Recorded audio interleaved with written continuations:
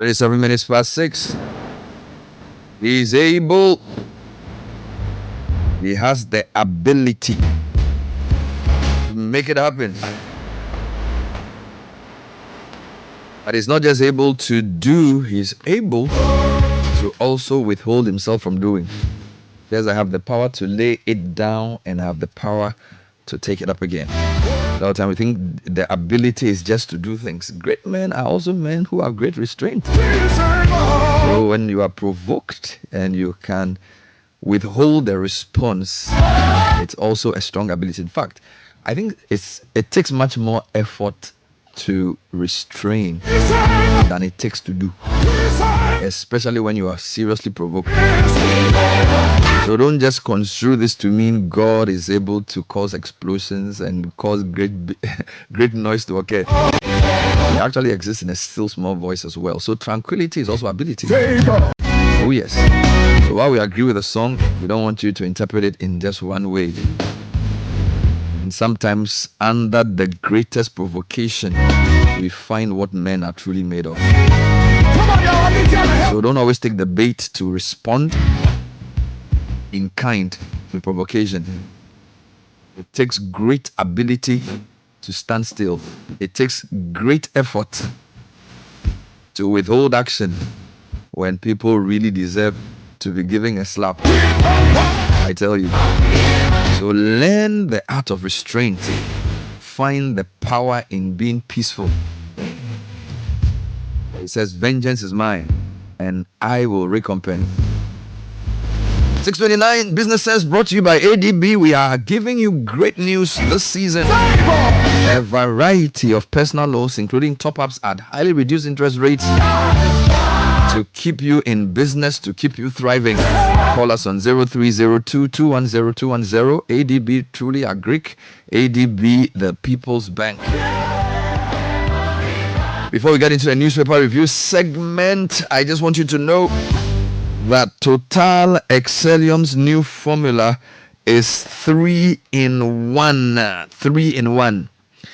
It introduces the formula that has engine cleansing, life extension, and lower fuel consumption. And thanks to the cumulative effect of this anti-corrosion, anti-wear, and detergent additives, Excelum's new formula also lowers your vehicle's fuel consumption and reduces CO2 emissions. You will drive, sir. Oh, yes.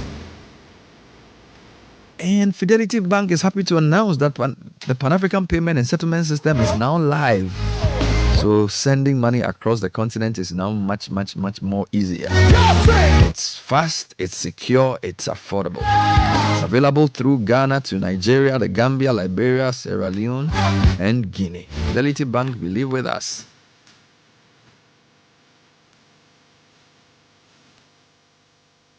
This is the Citi Breakfast Show, the city's biggest conversation. Join the conversation on the Citi Breakfast Show on Facebook at facebook.com/Citi97.3, Twitter at twitter.com/Citi973, and Instagram at instagram.com/Citi973 with the hashtag CitiCBS. We understand the excitement and preparations that comes when your child gains admission into senior high school. But we at the Agricultural Development Bank, ADB PLC, also understand the financial burden this comes with. For chopbox, trunk, school mattress, you name it. That's why we have partnered with Prospectus Ghana Limited to offer financial support for parents by introducing the ADB Quick Purchase. With a smart loan of up to 20,000 Ghana cedis, you can pick up all the items on your child's prospectus for school. ADB PLC offers you a repayment plan of 12 months to relieve you of all that heavy financial burden. Every ADB customer who receives their salaries through the bank, military and police personnel, and all other workers on the Controller and Accountant General's payroll qualify for this facility. Walk into any ADB branch nationwide or any Prospectus Ghana Limited office near you to apply for the ADB Quick Purchase. Terms and conditions apply. ADB, the People's Bank. ADB, truly a Greek and more. The Citi Breakfast Show. Rise above the noise.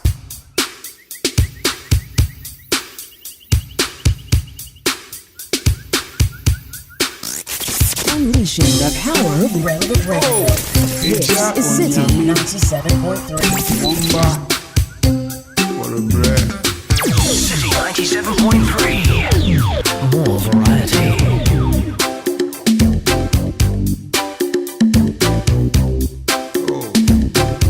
What man ready yo? On the Medina 70.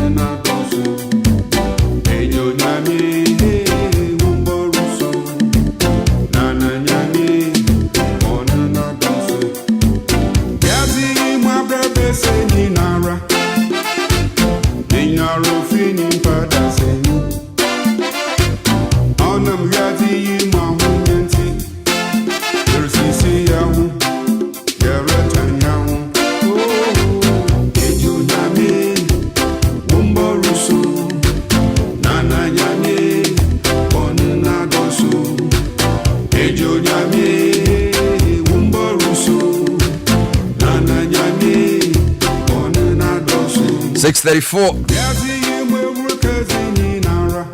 His name is Jerubiambole. This is the same man who sang Radum So.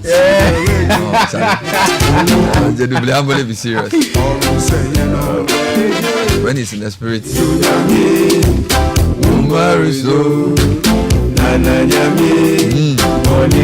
It's a prayer for the people.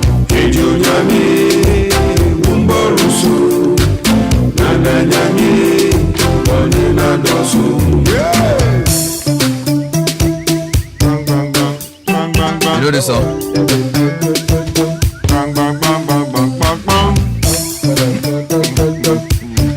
right, so this is Citi Breakfast Show. It's 6:35. Welcome to the newspaper. My name is Bernard Avle, by the way. Yes, sir. Here with Richard Delasky. Man. And Caleb Kuda. Yes, Gentlemen, welcome to the show. Thank you, my brother. How's it going? I'm ready, man. You're just loving it. I'm just, I'm just loving Bernard, it. Yes. the members of parliament who are sitting in parliament and receiving all kinds of obnoxious pieces of legislation Yes. and aiming to pass them, they must be very careful. Yes. Oh, no, very careful. They have to be very, very, very careful. Which new one are they trying to pass? We all live in this republic. Yes, There's please. a constitutional principle that we must all be equal before the law. Yeah. And it is only in exceptional cases that you can vary or there are exceptions created or derogation from that principle so that we can all be collectively protected. So for instance, in cases of emergency when an ambulance has to rush quickly and get to Kolebu for treatment to be done to somebody, the law allows that exception, which is accepted. Yet for some reason, somebody sat down, thought that is a brilliant idea, to introduce a piece of legislation that allows or seeks to allow members of parliament, ministers of state, their deputies where appropriate, and judges of our republic, with the greatest respect, to move away from the speed limits that have been imposed on all of us by our law. This is completely unacceptable. Speeding to where? That is even the point. Speeding to where? where? And when on top of that, they won't even show up in parliament to work. What happened yesterday? Less than 30 or so members of parliament were on the floor yesterday. Out of 275. 75. Where did they go? That is the question. Either they are following Bawizi or they are doing their own thing wherever they may find themselves. Wow. And these are the very people who are asking us to grant them further privileges. It doesn't happen in other countries like that. Charlie, this is serious. We'll deal with it. But let's start with the headlines in front of us. The Daily Guide says this morning, NDC blocks bauxite lithium deals. Comes with a photograph of Emmanuel Ama Kofibua, who is a member of parliament for the Elembele constituency and deputy minority leader in parliament. Also, Brian Achampong unveils $3.2 million infrastructure project for farmers. Also, there's something here that says police invite A+ to assist in Ahmed Swale's murder probe. Yeah. And Baumia promises are real, according to Nana.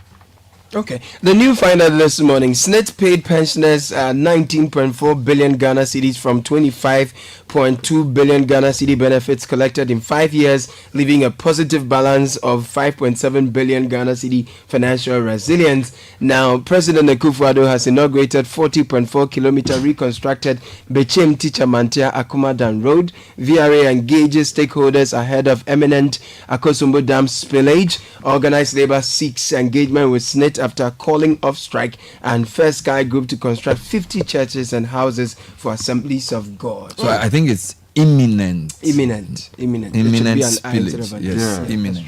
Yes. The Anchor newspaper says, I won't waste time on Captain Smart. Deputy Minister hits back after baseless allegation against him. Also, Godfred Opare-Jan writes this morning, the competent, versatile Napo that I know. Oh, okay. Also, something here that says, the record show I've delivered on my promises. Right. This is quoting Dr. Mahamudu Baumia. And 17-year-old BC graduate stabbed to death while separating quarrel between two lovers. Oh, my word. Let's get into the NFT this morning. GT Bank to hold third annual autism workshop and consultation. Government launches SME growth and opportunity program today.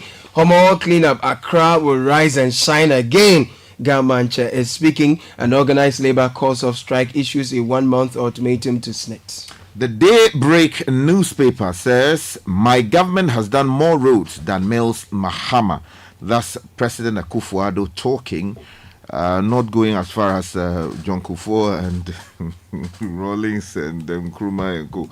Also on the front page this morning, Godfred Opare-Jan writes, the competent, versatile Napo that I know. The story has been here since yesterday, yeah. The story, huh? Yeah. Okay. And then something here, it's not fair at all Osafo Mafo protest calls for his head. And KGL boss holds African Lottery president. The Chronicle newspaper corner of Mana Krobo, I endorse Baumia's vision.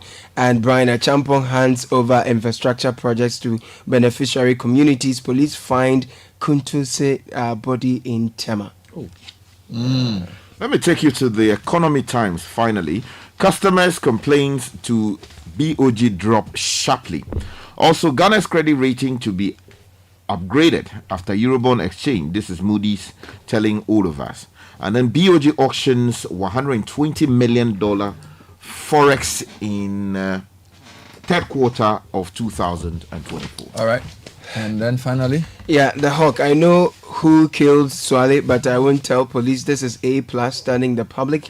And NHIA releases 135.6 million Ghana cedis to settle claims. Worrying one here, 86.8% of Ghanaians living in poor sanitation condition. And then Osu Kingmakers Asset Authority denounce troublemakers. And finally, man to man. Let's debate our policies, Baumia. let me take you online. City News has a lot of stories. Organized labor calls of strike gives SNIT 1 month to address concerns. Now, here's a troubling one. Almost 2 million youth not in education, employment, or training. This is according to Statistical Service. Now, here's what Sky was talking about. Bagbin adjourns sitting after only 24 MP showed up in Parliament. What? 24 out of 275. What percent is that? It's less than 10.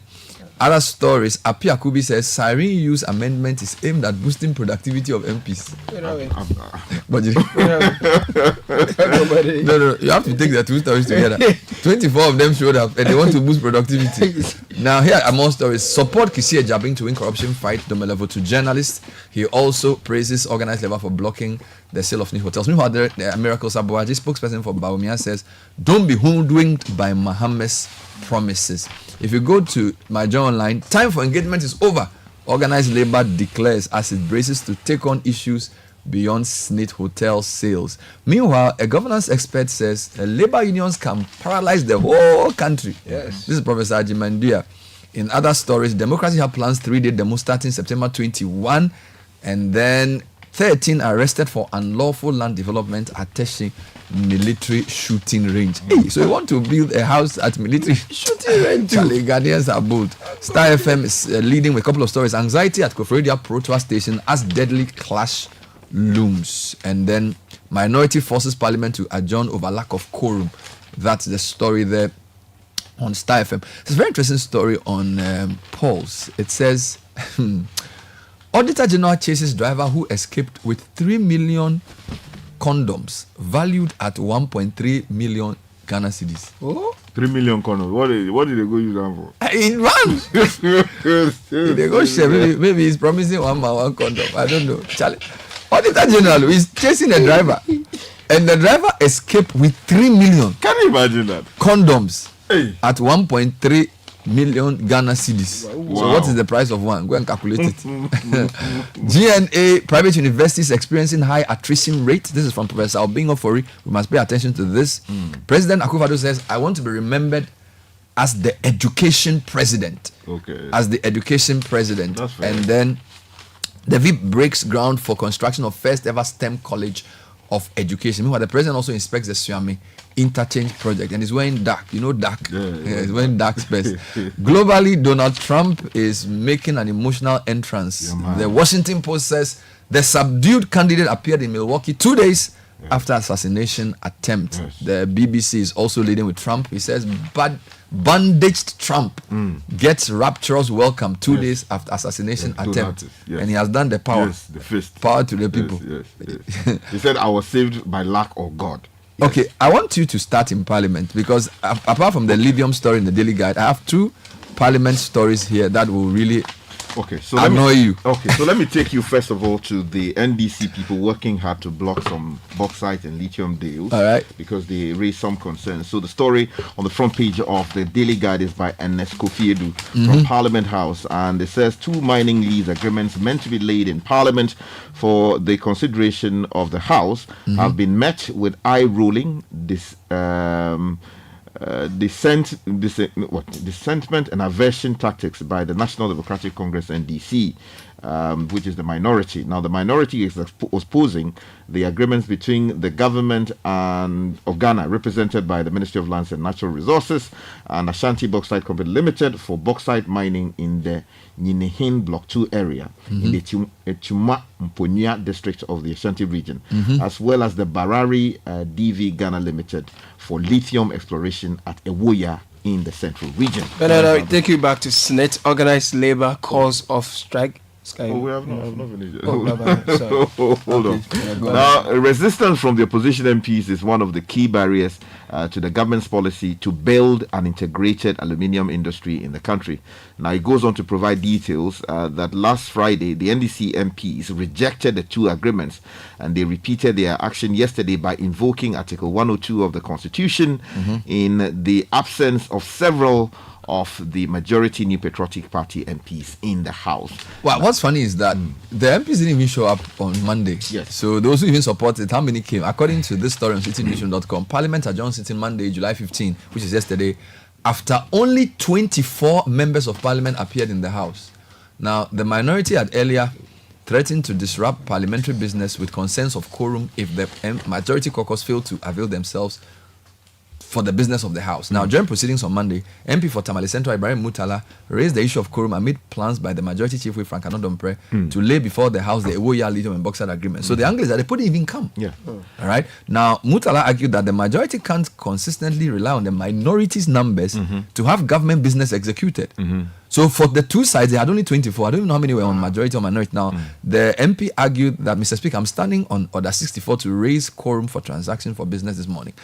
They bring business to this House, and they can't consistently rely on our numbers to have government business executed. So you see, it's the same story, but a different twist. Now, it demonstrates a lack of seriousness. I don't think we need to give them this opportunity. They are in our constituencies campaigning, yet they expect us to execute their business for them. It's completely unacceptable. We could have also done this. We could have left this House, but we have decided to act responsibly. Now, the Speaker was compelled to adjourn the sittings after a head count revealed that only 24 members of Parliament were available for proceedings.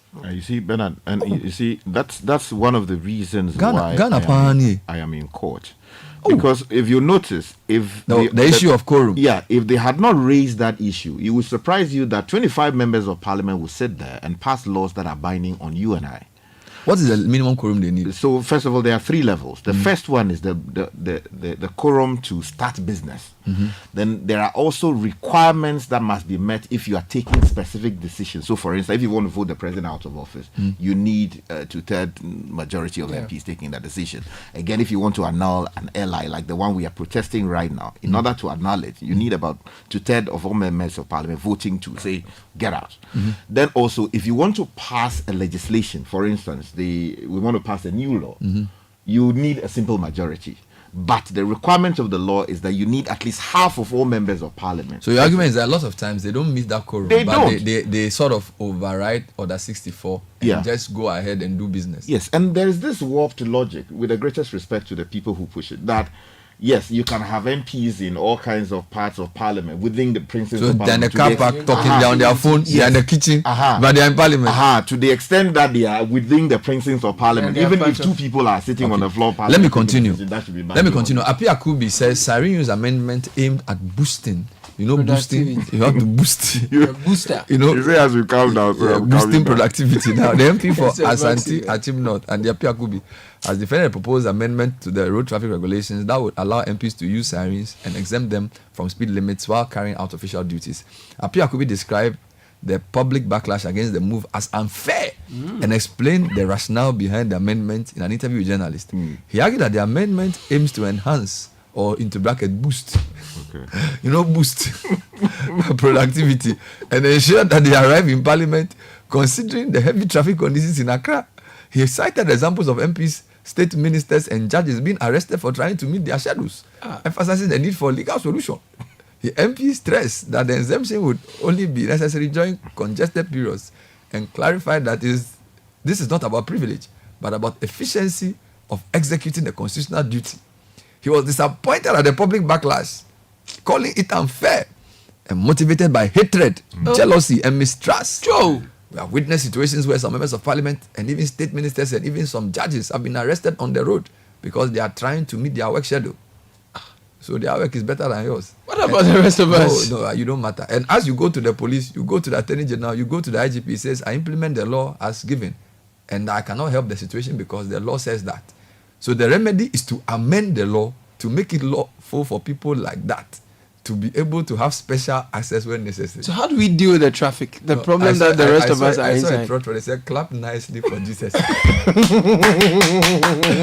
clap nicely for the man. He said the team say because when they arrest them, the IGP says implementing the law. So let's change the law so the IGP has nothing else to do.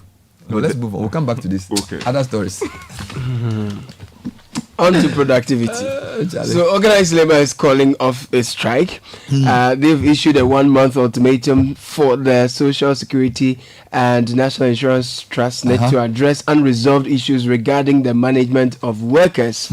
So the background is that they've called off their strike. Dr. Yaoba, Secretary General for the Trades Union Congress, emphasized the urgency of addressing pensions management issues, stating, while we are relieved that SNIT has halted the sale, underlining concerns about how our pensions are managed remain, we expect SNIT to engage with us constructively within the next 1 month. Meanwhile, Chairman of the Forum of Public Sector Workers, Dr. Isaac Bampo Addo, he's echoing this sentiment, adding that our solidarity has shown that together we can protect our rights and secure our future. We thank all the working people of Ghana and all organized labor groups for their support. Kenneth Kumsen, who is Deputy Secretary General of the Ghana Federation of Labour, highlighted the union's readiness to take further action if necessary. We advise SNIT, quote, to take this opportunity to address all outstanding issues. Failing that, we will not hesitate to take the necessary steps to protect our interests. So, okay, still on SNIT, action. the Finder has a story about, I think this is from yesterday's interview. So SNIT paid pensioners some 19.4 billion Ghana cedis. That story on the front page, but this details on page 8 of the newspaper. And still in that paper, there's also a story on the spillage. Yeah, that's right. So let me take you to the SNIT one briefly before we move on to. So it's by Elvis Darko, the editor-in-chief, and it says the Social Security and National Insurance Trust NET has a positive balance of 5.7 billion Ghana cedis from the contributions collected in 5 years. Now, the trust collected 25.2 billion Ghana cedis contributions collected between 2019 and 2023. Now, however, it paid some 19.4 billion Ghana cedis in benefits during the period. Now, in 2019, SNIT collected some 3.3 billion Ghana cedis in contributions, while it paid some 2.9 billion Ghana cedis. Now, this leaves a positive balance of some 437.08 million Ghana. What is the context? Okay, well, they're just throwing those numbers at us. Okay, so well, maybe if you read the story, it is there. Get further. Then also, there's this story about the VRA. You know that they have been talking about engaging stakeholders and people along the Volta Lake. And the story is on page 2 and says VRA engages stakeholders ahead of imminent. Is it imminent or imminent? It's imminent. I think they made a mistake. Editor, check it out. Imminent means something that is bound or due to happen. Something usually negative. Yes. Eminent is somebody who's exalted or respected. Okay. So the Volta River Authority, VRA, as part of its annual sensitization workshops in communities along the lower Volta Basin, has engaged key stakeholders in the 3 Tong districts, namely the North Tong, Central, and then South Tong areas of the Volta region. Now, the purpose of these engagements, which began on Monday, July 8, 2024, was aimed at deepening public education and sensitization for communities downstream of the Akosombo Dam in preparation for a precautionary spillage should the need arise. All right, let me take you to this very interesting story. 13 arrested for illegally developing land at Teshi military shooting range. Stories by Ni Ayikoyoka in Citi Newsroom. Now, 13 individuals have been arrested by the police for allegedly filling and illegally developing sections of the Laboma and Teshi military shooting range within the Kweshi Lagoon area in the Ladade Kotopon municipality of Greater Accra. During an inspection of the site by the Greater Accra Regional Security Council, significant portions of the Kweshi Lagoon were found filled for development with structures at various stages of construction. Chairman of Accra Rexec, Daniel Nikwate, titled Global Regional Minister, addressing journalists, assured that unauthorized structures would be demolished in the coming days. They were picked up because we wanted to get the right people who own these structures. Some are ordinary workers. When you ask them, they will tell you that they were sent there to work. So we've picked them up. Obviously, once you pick the workers up, the owners will also show up. That Global seems to be working pretty hard. Of course, the story about the Gamanche as well. Yes. Yesterday's story, the cleanup happened very well. Great news there. Now let me tell you about the stolen condoms. Please, if you see it somewhere, please report. Stories on Paul's. It is a lead story. Yes. The Auditor General is currently investigating a case involving Joe Jating, a driver accused of failing to deliver about 3 million male condoms and other contraceptives valued at 1.3 million cedis to the regional medical stores in the eastern region. Jatin was entrusted with transporting the contraceptives, which include 120,000 vials of Depo-Provera to the regional medical stores on August 22nd, 2022. However, the entire shipment never reached its intended destination. That's 2 years and ago. Jatin has been unable to provide a satisfactory account of the missing items. The situation has prompted an investigation by the Auditor General under Section 96 of the Public Financial Management Act, which mandates accountability for any loss or damage to government property. Now, the latest Auditor General's report highlighted significant financial irregularities totaling over 2.41 billion cedis in various sectors, including 2.06 million related to procurement and store management issues like the unaccounted contraceptives. Now, during the audit, it was revealed that through the temporary central medical stores records, Jating did not complete the delivery to the RMS as required. Are there batch numbers on the condoms?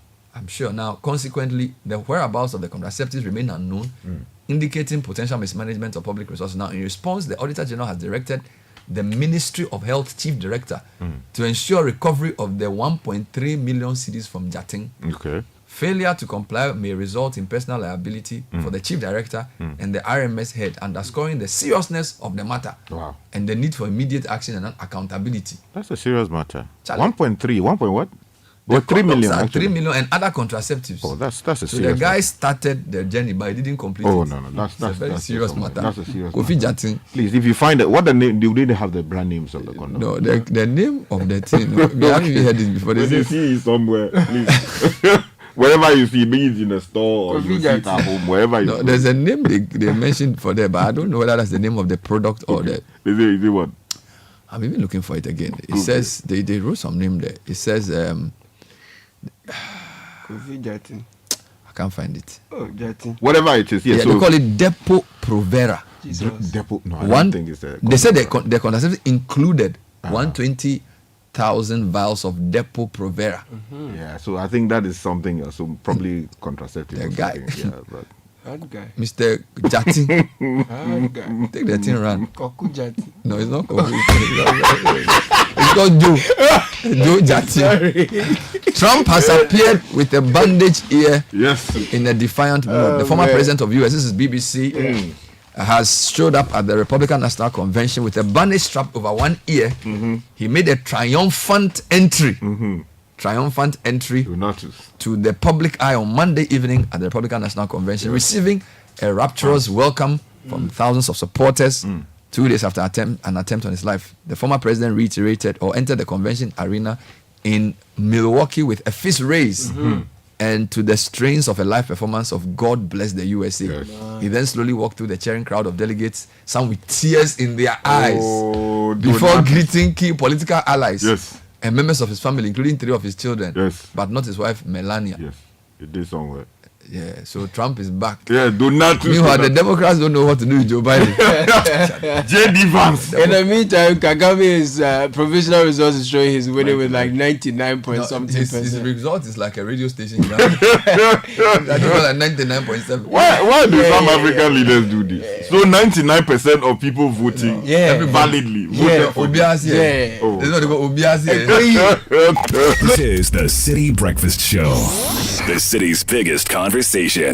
Oh, jump on Go. Ah, go me. At what time will you come back where I don't hear the sound of your car? Why you buy new car? No, I not change my car. It be the same ride. It be the fuel way I change. Way one shouts it. Ever since I started using the all-new Excellium Premium Fuel, fortified with 3-in-1 action. Oh, Joe, now my car they run like electric car. No, so. This is the type of fuel where they want to. Because now engine they cost. Where they want for way if I buy it, go protect my engine. And with the small way I buy, I go drive, sir. Absolutely. It's like strapping a turbocharger to your engine and giving it a protector. And what they bust my mind, Seth, be the 3-in-1 action, no? Excellium, they prevent up to 99% of deposit. It be anti-wear, some be anti-corrosion. Won't pay when I open them. Hey, so where can I find this magical fuel? Just head over to any Total Energy service station and your car will thank you. Hey, then make a finish my gobe fast, then rush go Total Energies. My friend, but why your hand my gobe inside? I give you info. Make a feel the gobe too small. Go. Joe Pana. Excellium is designed to protect your car engine, decrease fuel consumption, and lower CO2 emissions. Don't say fuel, say Excellium. Choose Excellium, choose quality. Let's go. My body, when you wake up in the morning, and you know the money calling. Oh, you go work. But you know it's out on your side. If I believe with us, if I hold my hand and believe, oh, cause you know it's out on your side. And when you dream, no say I live for you. And when you hustle every day, when you wanna go, anything you do, I live for you. If I believe I live your side, fidelity. If I believe with us, fidelity. If I know I live your side, fidelity. This is the Citi Breakfast Show, the city's biggest conversation.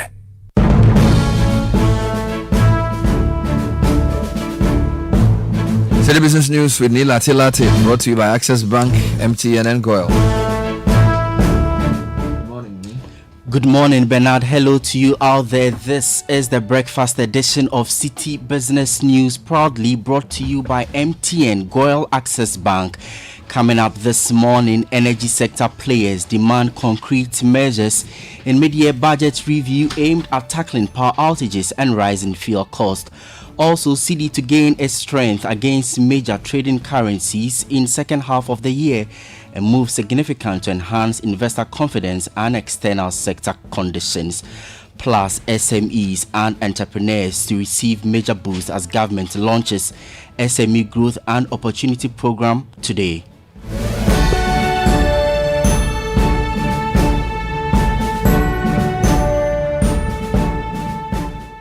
My name is Neil Latte. Thank you for joining us this Tuesday morning. Details of our stories now.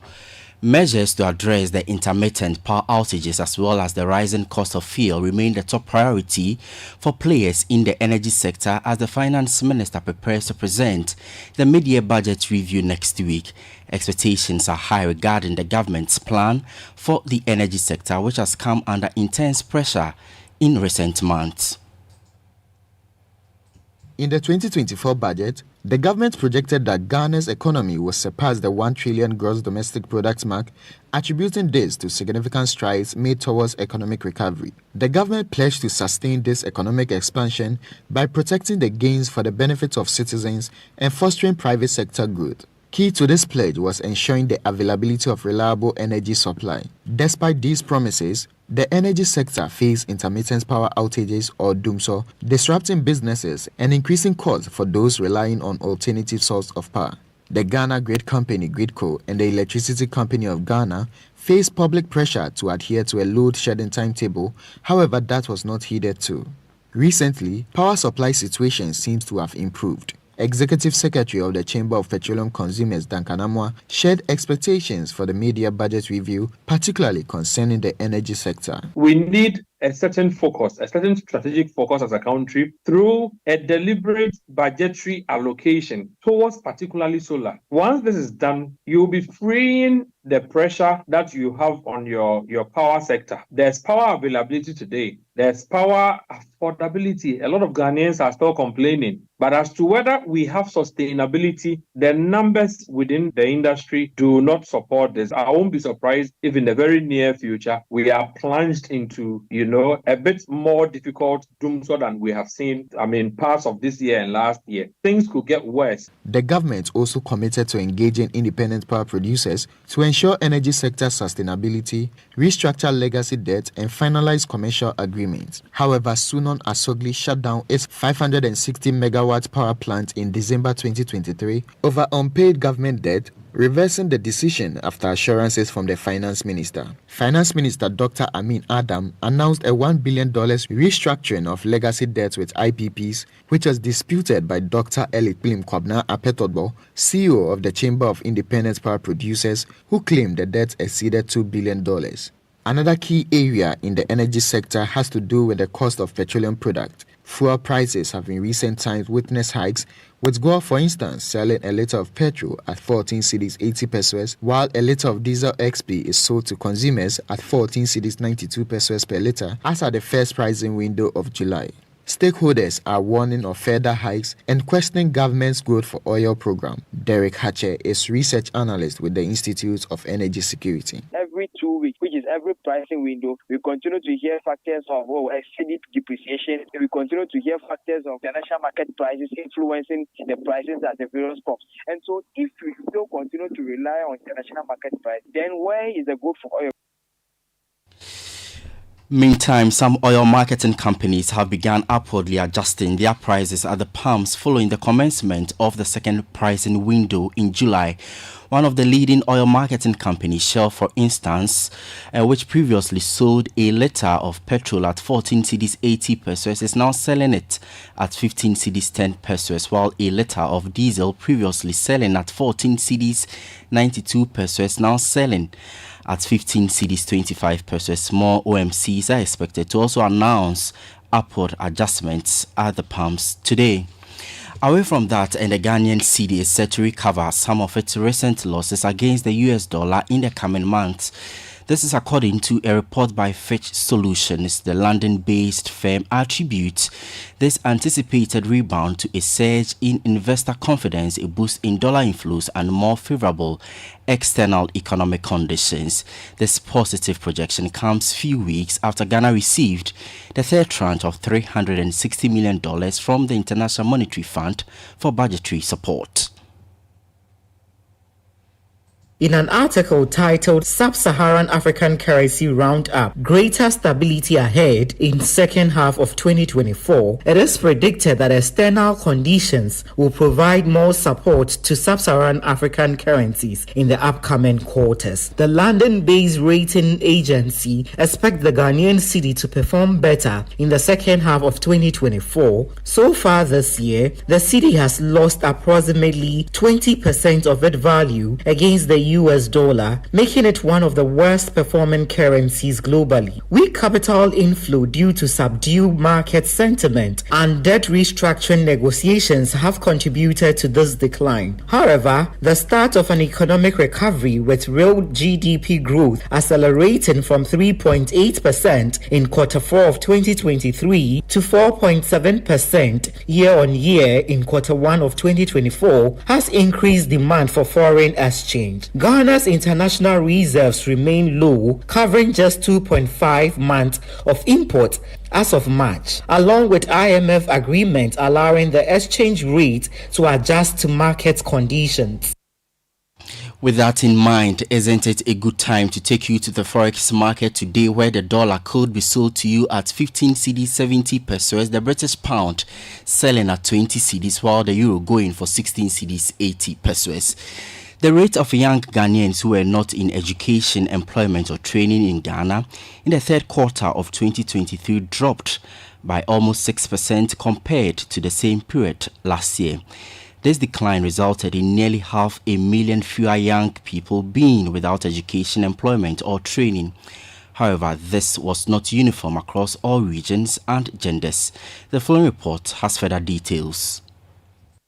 Greater Accra has the highest NEET rate at 26.9%, followed by the Northeast region at 19.5%. Only the Bono East region has a NEET rate in single digits at 8.3%. Urban areas report higher NEET rates than rural areas. However, there is some good news. Comparing the third quarter of 2023 to the same period in 2022, the NEET rate has dropped by 5.9%. Greater Accra is, however, an exception, as it recorded a slight increase of 0.5%. Also, it is the only region where both male and female NEET rate went up. In other regions, NEET rates decreased, except in the Western region, where the rate for young men dropped by 5.9%, but increased slightly for young women by 0.3%. Also, there is a noticeable gender gap, with 21% of young women being NEET compared to 15% of young men nationwide. The issue disproportionately affects females, with 1.2 million young women compared to over 700,000 young men. That was a Business Desk report. Now, government, through the Ministries of Finance, Trade and Industry, as well as partnering agencies, will today launch the SME Growth and Opportunity Program. The program prioritizes coordination between partnering agencies to ensure the targeted delivery of financial and technical support to high growth potential SMEs. It will be held under the theme Breaking Barriers to SME Growth. President Nana Addo Dankwa Akufo-Addo is expected to carry out the launch together with other government officials. The event will bring together SMEs, financial service providers, businesses, and regulatory compliance institutions, who will also ensure that there will be an exhibition of SME products. Ecobank Ghana PLC has recorded a turnaround in its financial performance for the first quarter of 2024. It demonstrates resilience amidst a challenging macroeconomic environment. Latest data from the bank's unaudited results for the first quarter of this year shows the bank's potential to achieve new heights in 2024.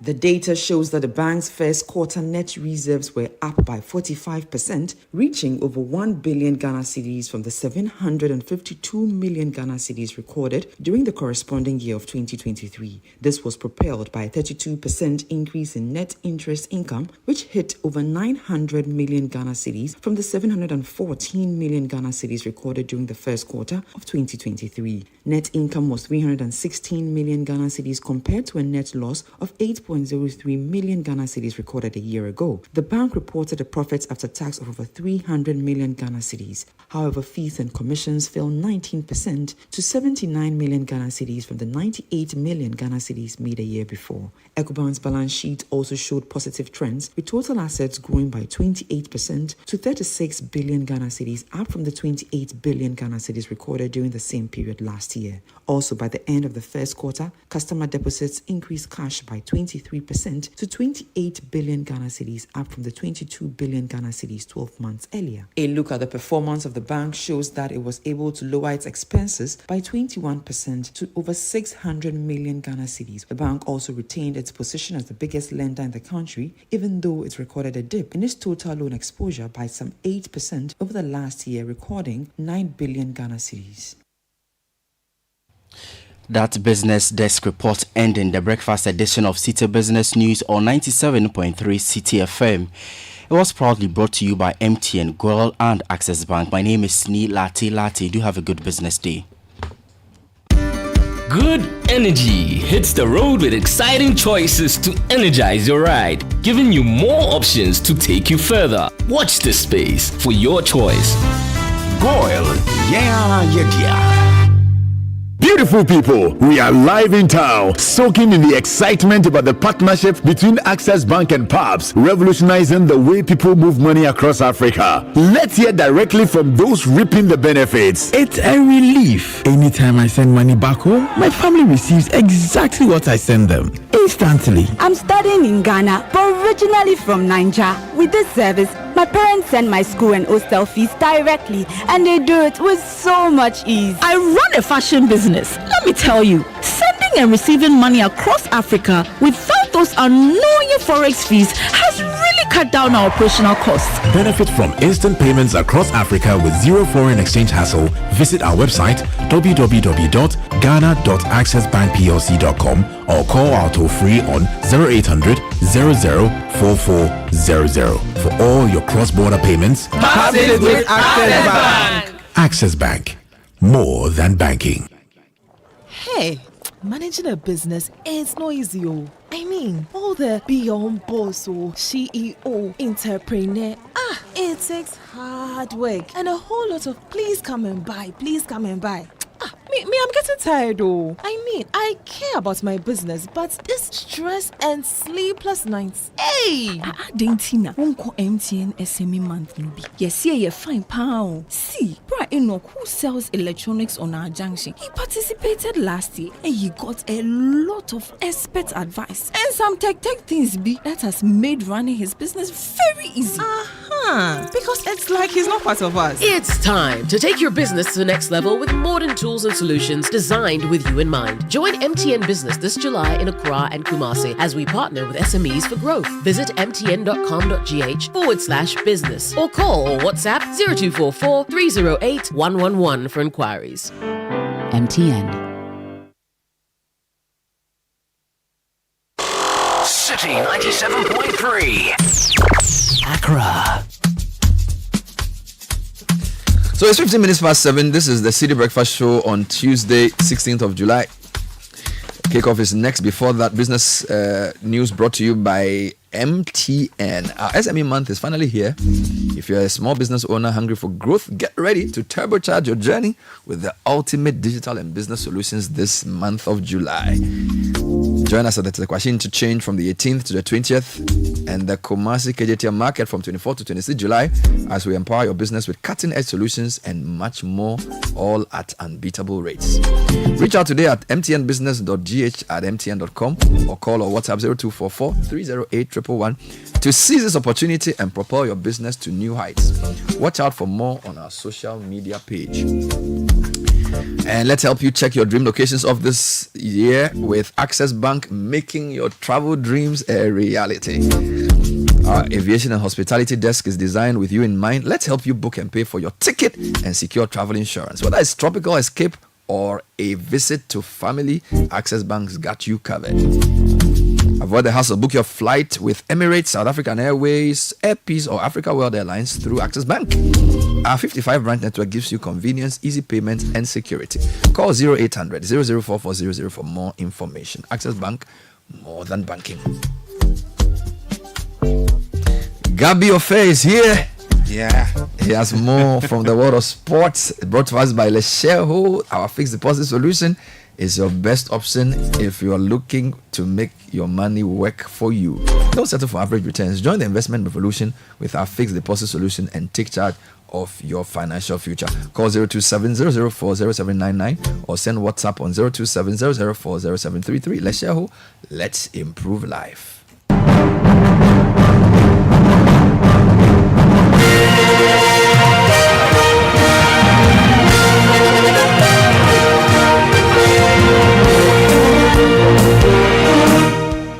Tuesday morning. My name is Gabi and welcome to Kickoff on the Citi Breakfast Show. We're on the wings of Shao, Lashaho, and Zonda GH. Coming up, a number of coaches have been lined up to replace England manager Gary Southgate after yet another heartbreak in the finals of the Euros last Sunday. We'll tell you more, plus some beach soccer news, swimming, and some transfer, all coming up in a bit.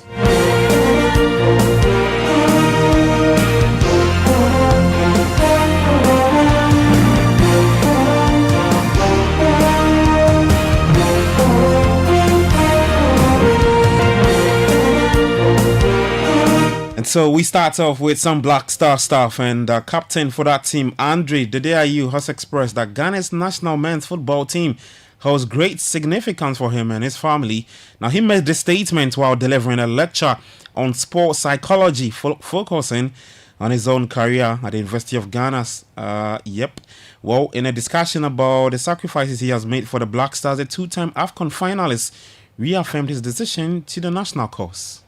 The players to be able to reach their maximum potential wearing the Black Star jersey. It's not about the club, because when you're outside in your club, it's a whole different scenario. But being in the country wearing the Ghana jersey is a whole different magnitude, the pressure that comes with it. So yes, I believe that the players need to be helped, and something will be done. With the way I was brought up, with the way the national team is so important to my life, my family's life, because today a lot of young people in Ghana, today our big men in Ghana have come through our huge university here, etc. Our life is not through university and through school. Our life, my family, is about the game, and from this country, not from anywhere else. So when we learn that when you know that you have to wear this jersey, for me it's all about sacrifices. I don't gain my bread or my family's living wearing the national team colours. I wear this national team colours by pride. And so that's Black Stars captain Andre Dedeayu speaking then. So he missed out on the 2 World Cup qualifiers against Mali and the Central African Republic, played some few weeks ago. Next up for Ghana will be the AFCON qualifiers, which will kick off in September. And so we'll see if Andre Ayew gets a call up by Otuado for the upcoming assignment. Well, we head to Kumasi and Asante Kotoko have confirmed the signing of Elvis Chei Bafo on a long-term deal. Bafo pens a 3-year deal with the Porcupine Warriors after completing his medical in Kumasi yesterday. The forward joins Kotoko from Tunisian outfit Avenue Sportive de Saliman.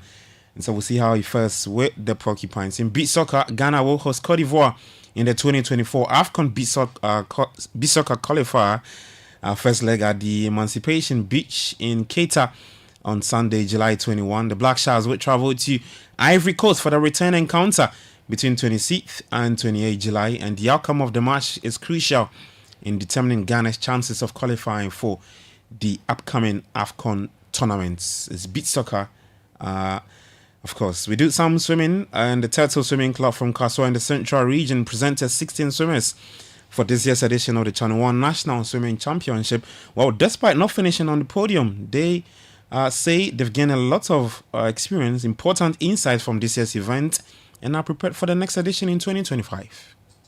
I just want to, one of the main things I want to achieve is consistency. I don't want them to dwell on past glory. So based on this, I believe that they should be able to be motivated to do better in the next championship.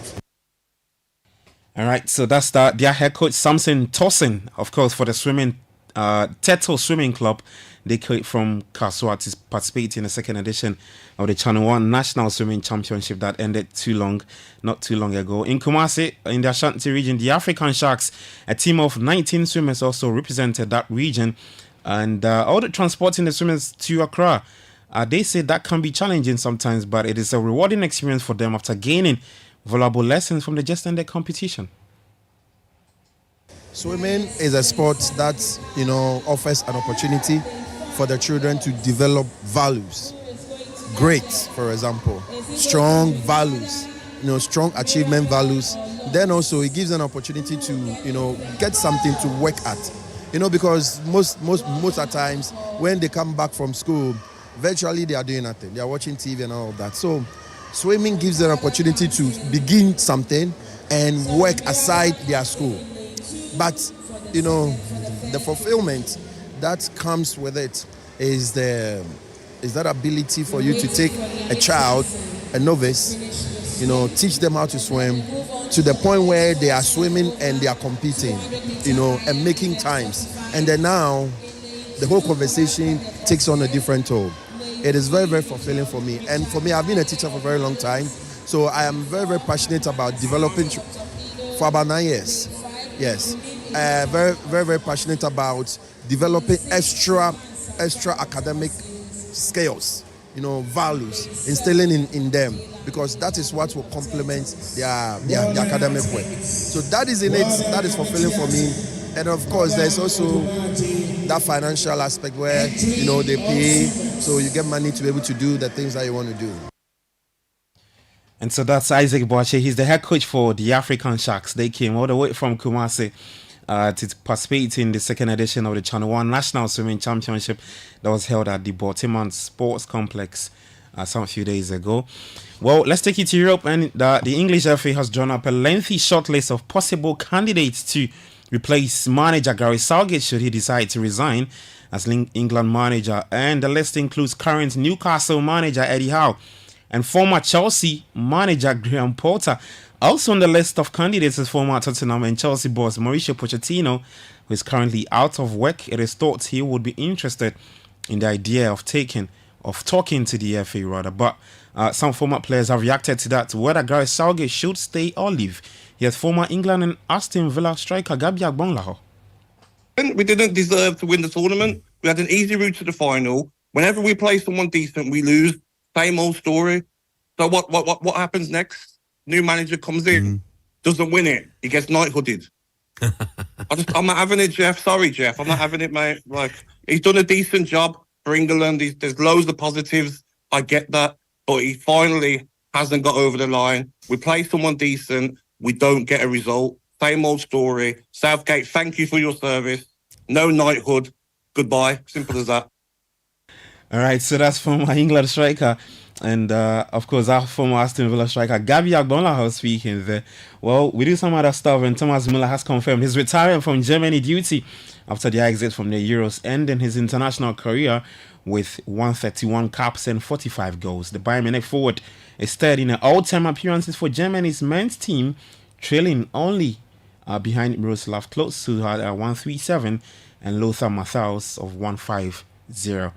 To some transfer stuff, in Barcelona are keen to reunite Nico Williams and Lamine Yamal at the Nou Camp next season following their impressive performances as Spain won the Euro 2024. The pair were two of Spain's stand-up players during that triumphant campaign in Germany, and Williams ended the tournament with 2 goals and 1 assist, while Yamal, who only turned 17 a day before the final, contributed 1 goal and 4 assists. For Arsenal, they've rejected bids from Fulham and Crystal Palace for forward Emile Smith-Rowe. Discussions are ongoing internally at both clubs over whether to go back in with an improved offer. So we'll keep you updated in regards to those transfer stories. And that's all the latest for today. For more sports stories, you can head to citisportsonline.com and on next at City Sports JH. Kickoff is probably brought to you by Shell, La Shell, and Zonda JH. Back later at 5 p.m. with Sports Flash. My name is Gabi Ofer. Enjoy the rest of your day. Do take care and bye-bye.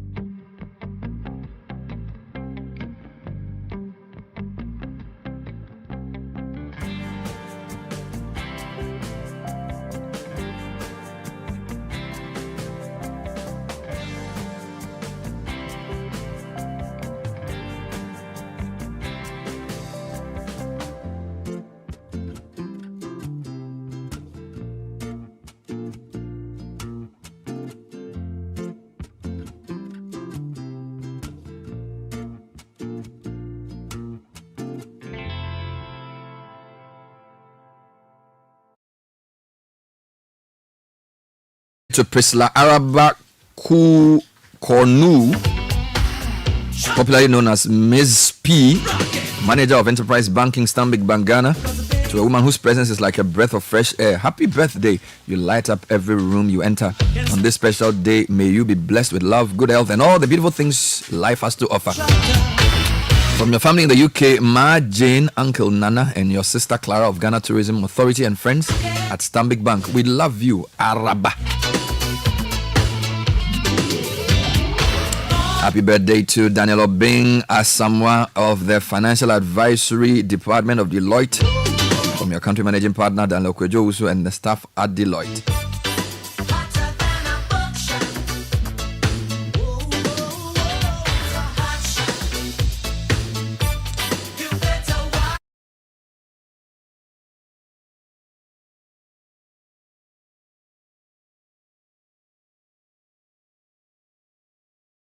To making your kids happy with the latest toy and ice cream. These seemingly little things make all the difference in creating lasting memories. Good times start at Shell, where you can fill up on more than just fuel. You can fill up on love, laughter, and sumptuous bites and treats from our partner vendors. While you're enjoying yourself with family and friends, your car can also get the love it deserves at the Shell service station and wash bay. It's one roof for everything. Visit Shell today. Specing your old car or a home makeover or a relaxing beach getaway? Use your ABSA card 10 times or more in a month and you could be a lucky winner in the ABSA Change Your Story promotion. And extra entries by using our digital channel 5 times and or more. From now till end October, 5 lucky winners will take away 40,000 Ghana cedis each every month to change their stories. For more information, visit an ABSA branch today. This promotion is regulated by the National Lottery Authority on the Caritas Lottery platform. Your story matters. ABSA. Terms and conditions apply.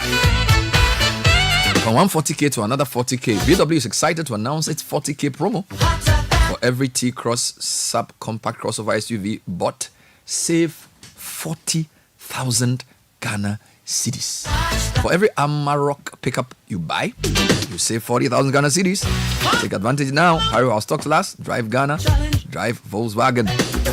We also have the Virtus, the T-Cross, the T1 Allspace, the Terramont, and the Amarok pickup.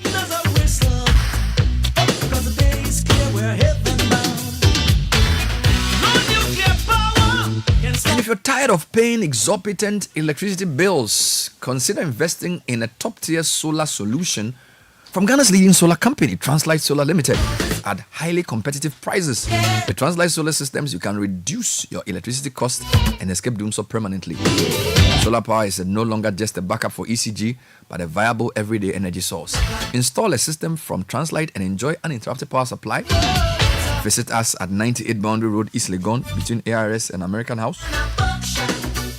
Or go to translightsolar.com or call 0504 249 229. 0504 249 229. Everywhere there's sunlight, there's Translight. And I need to say, I've used their panels since 2016 or so. Or 2015. It's pretty good. It's pretty good. Yeah. I just changed my batteries and they gave me a new inverter, but the panels are still very good. Trust me, it's a very useful, thoughtful, proper, competent investment that you have to make. Which begs the question why we as a country have not developed our solar. It's China insane. is doing it. Germany is doing it. Denmark Australia is doing it. Let's wake up, guys. Let's stop sleeping. Wake up. Let's develop our solar power. Today we have a couple of things to do. And we will discuss them. I don't know how we're going to mix them, but we'll try and mix them. Three big stories. 2 million Ghanaian youth are not in employment or education or training. So basically, they are sitting at home playing draft. 2 million Ghanaians are not in employment. They are not in education. They are not in training. They are sitting at home playing draft. Hey. 3 road projects on the Accra-Kumasi highway have been hampered, not by IMF, not by debt exchange, not by strike action, but by Galamsey. They've brought the Galamsey fight to the Accra-Kumasi highway, and we are still pretending nothing is going on. The day they bring it to the seat of government, that's when we know that we have to wake up. Galamsey, Accra-Kumasi highway, three of the major interchanges on that road encumbered by miners with the brazen effrontery to cross a major highway and be mining in the daytime. And of course, MPs, deputy ministers, generating angst, ministers, I'm sure, a new legislative instrument. Yeah, we'll get into that shortly. Are you a freelancer looking to grow?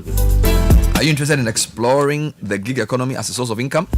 Do you want to learn valuable skills and strategies for success in the gig economy? Then join Absa Bank's free ready-to-work webinar titled Building Your Hustle. I'm talking to the 2 million people who are not in employment and education or training. Building Your Hustle, unlocking opportunities in the gig economy landscape. It's live on Absa Bank Ghana's Facebook and YouTube pages Thursday, July 18, 11 a.m. sharp. Don't miss this opportunity to gain valuable insights and unlock your entrepreneurial potential. Your story matters. Absa. Talking about the gig economy. Welcoming back for the first time after a long time, Godfred Akoto Boafo. I don't know why.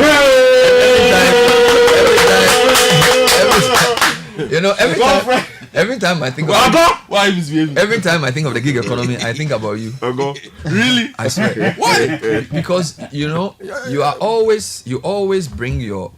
It's like the laptop is the defining feature of you. Yeah, so Godfred is always working. Yes. So he can be sitting on air. I don't think we feel it, but he'll be on air, then he's typing something.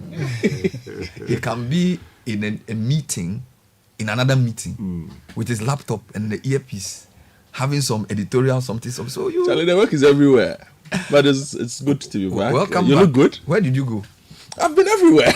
Where have I not been? But you went to Trumpland? I was in Trumpland. How is the political temperature there? It's heated.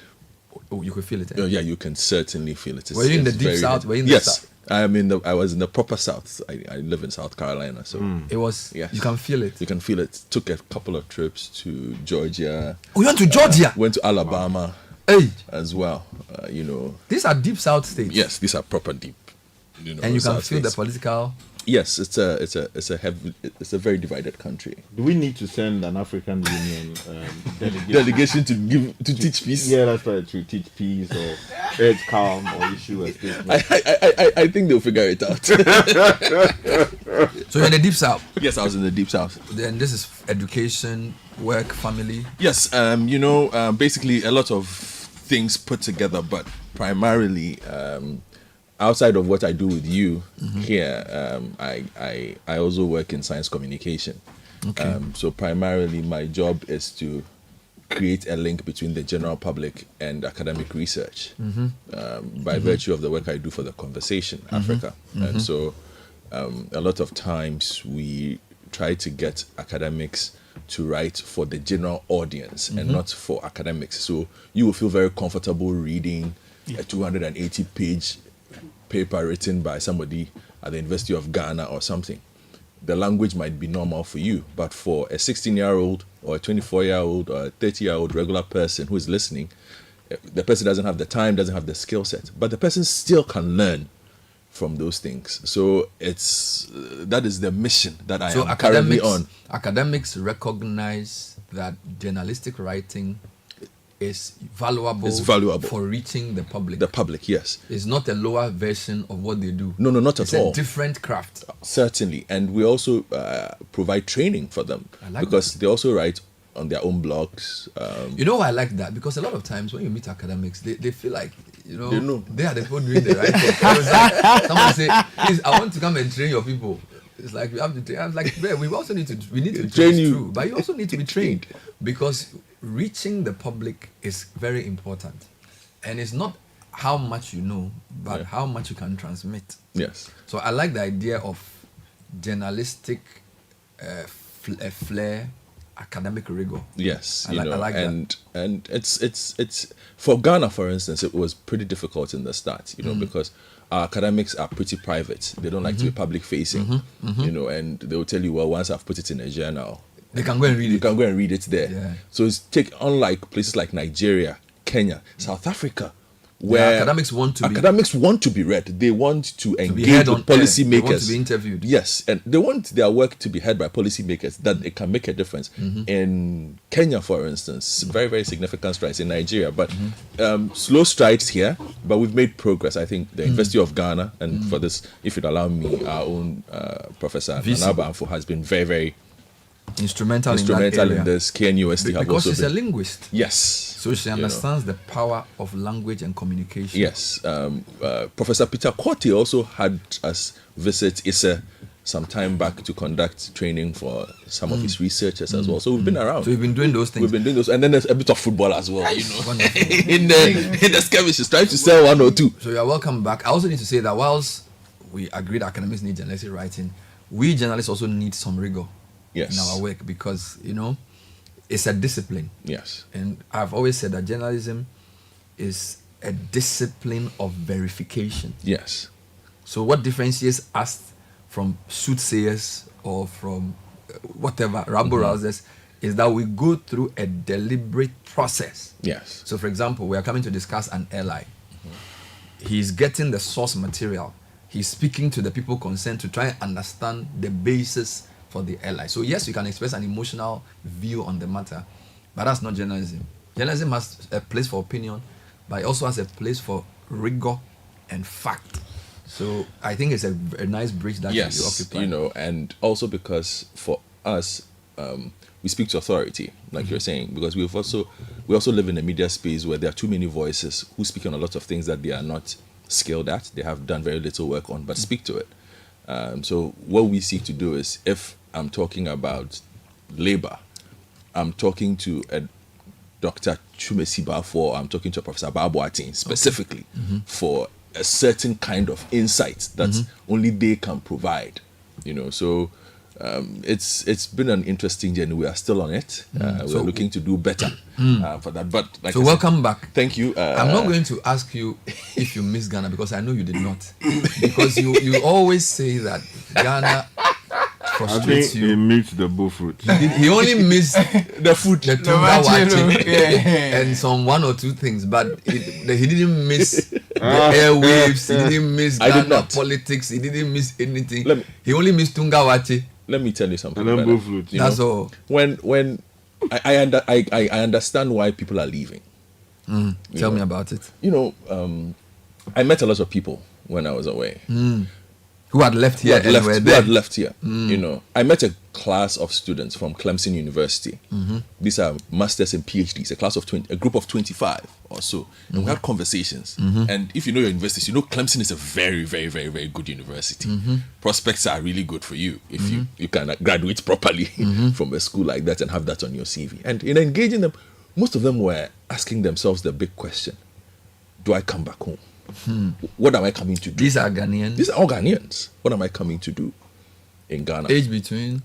These are the oldest. I would say would be about 35. So master students, masters and PhD combos. And they are asking if they should come back. It's almost all of them. There wasn't one who, in fact, what we've done is we've created a society of, with that band that you spoke about, 1.9, somewhere in there as well. There's a band of professional students. So their main work is studying in school. People are just going to school because they don't have work to do. Yes.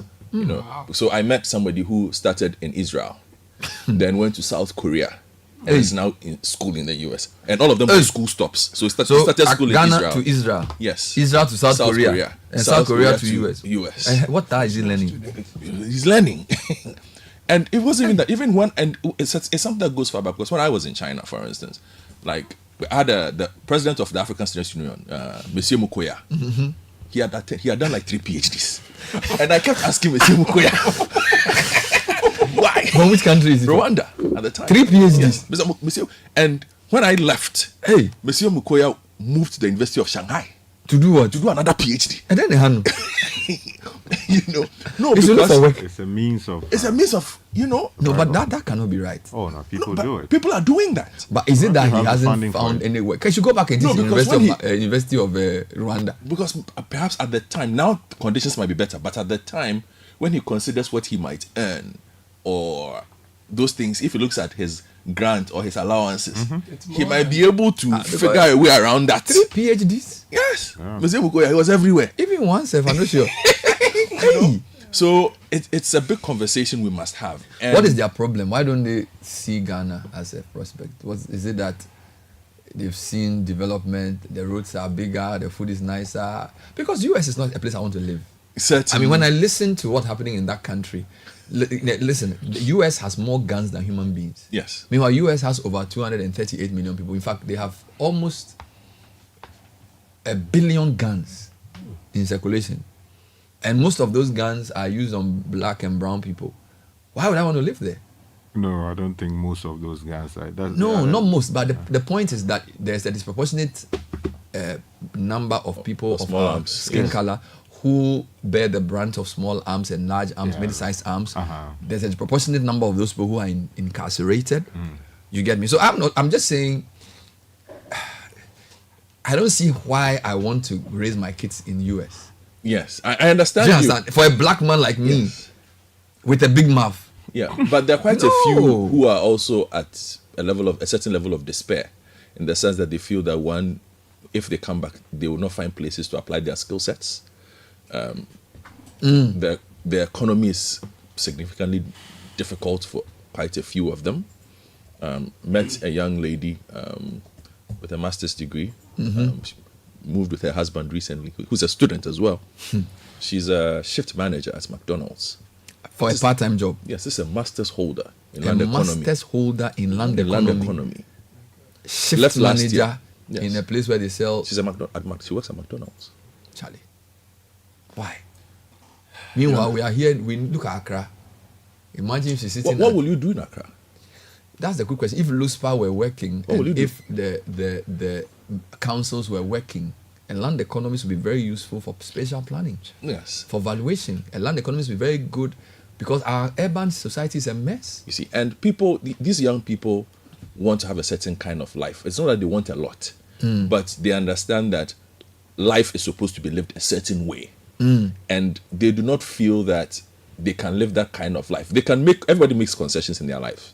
Okay, you are making concessions here to be able to ignore certain things. Sky is making those concessions. Nathan is making it. Caleb is making it. I perhaps am making those. Abeku is making it. But you have increasingly a lot of young people who perhaps feel that those concessions might not be worth it.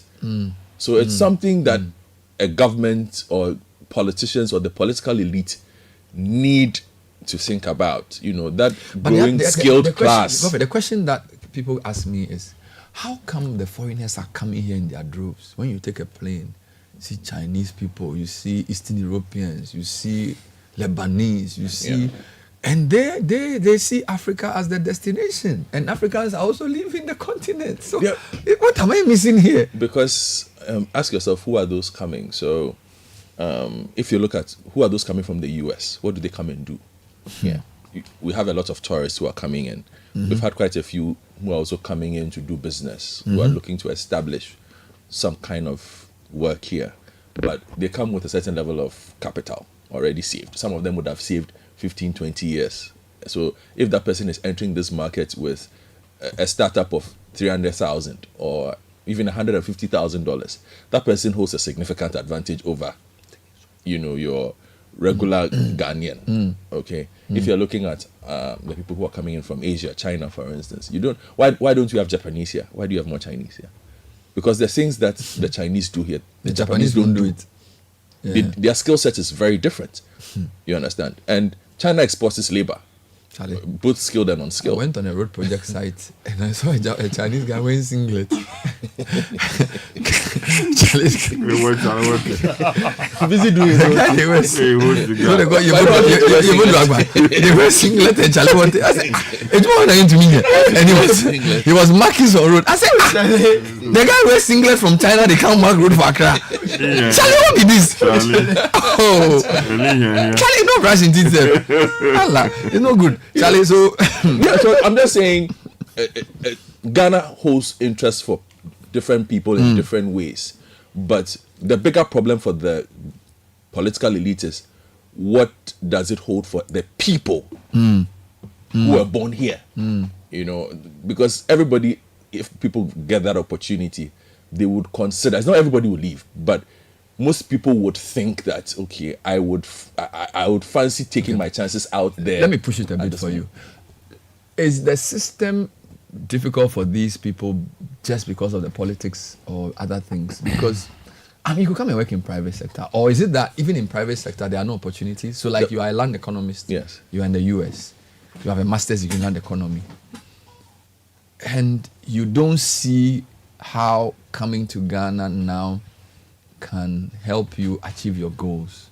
So you would probably continue schooling and be working in a McDonald's whilst figuring it out. Whilst your land economy just disappears. Hopefully not, but probably does. I mean, is it just the government institutions, or is it just the fact that the country's economy is not growing? Or yes, it's an amalgamation of all those things. The economy not growing, people aren't able to make ends meet. Again, I'll tell you a story. I like the stories because I think it helps put things into perspective. So I met a former colleague of mine who moved to the US last year, April. And we had a conversation. He lives in Chicago. And it was a big name here, you know, in our business. So what do they do now? Don't worry. He has 3 jobs. He has 3 jobs. He has 3 jobs. He works security, he works factory, and then he works loading. Even loading boy. So security he works, with the mini carts, the loading dock. Yeah. So he knows how to ride it. Yes, the mini carts. So he does security. He does security, and then he does the loading docks, and then he does a warehouse thing as well. 3 jobs in a day. Yes, and this was a big name, you know. So we had that conversation, and he was like, "Look, Godfred, my partner called me and had seen a piece of land that I wanted to acquire in Ghana. And it took me a month of saving to just buy it, to acquire the land for my partner. 1 month. Yes. And he said, Godfred, in Ghana, everybody knows who I am. But I would have struggled to purchase that land at the time that we wanted it if I were back home.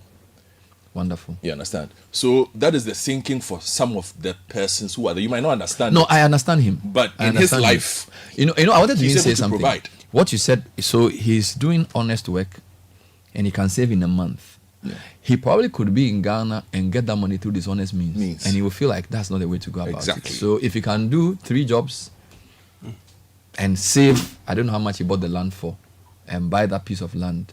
Yeah. Well, it's good you found space to come back. Yes. That the trappings of the trappings of Biden land. Yes, did not. Of course, you know, it also depends on your social connections.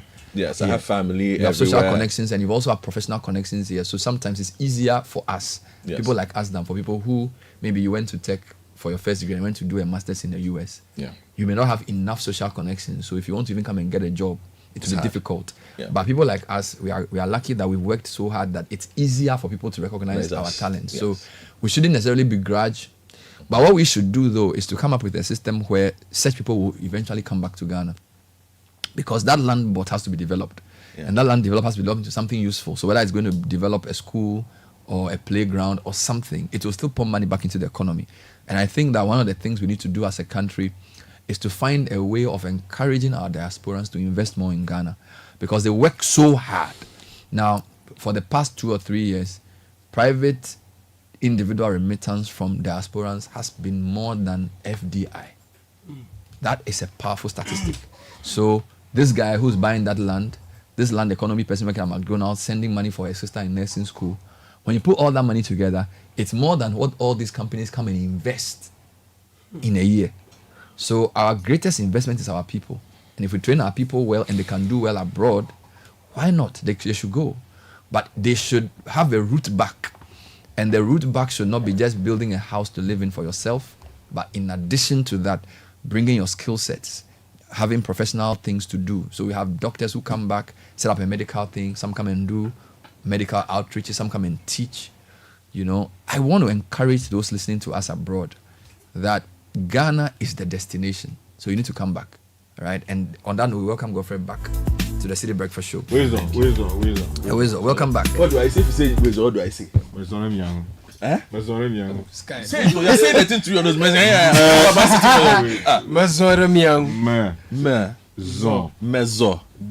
Mezo de. So by the way, wisdom means literally you are the one who walked. Yeah. Oh, okay. Oh, you're welcome. You are welcome. Yeah. So and then mesore miao. I don't know the literal translation. Like basically, like I respond to the greeting. I've come. In other words, I've come because of you. I've come because of you. Yeah, that's right. Then to the Ghanaian public, mesore miao.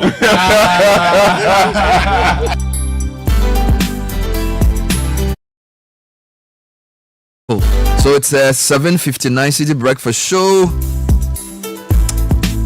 and tech and social media trends proudly brought to us by First Bank Ghana. The biggest dream starts small.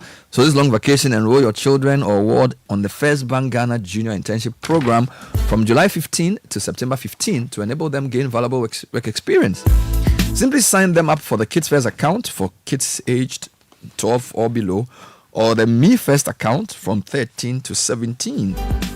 Make an initial deposit of 300 cedis in the account and apply for the First Bank Ghana Junior Internship Program. Your child or ward will experience an exciting 5-day internship at any of our branches and get to participate in an essay writing competition and win an attractive cash prize. To find out more, call 059-6921-921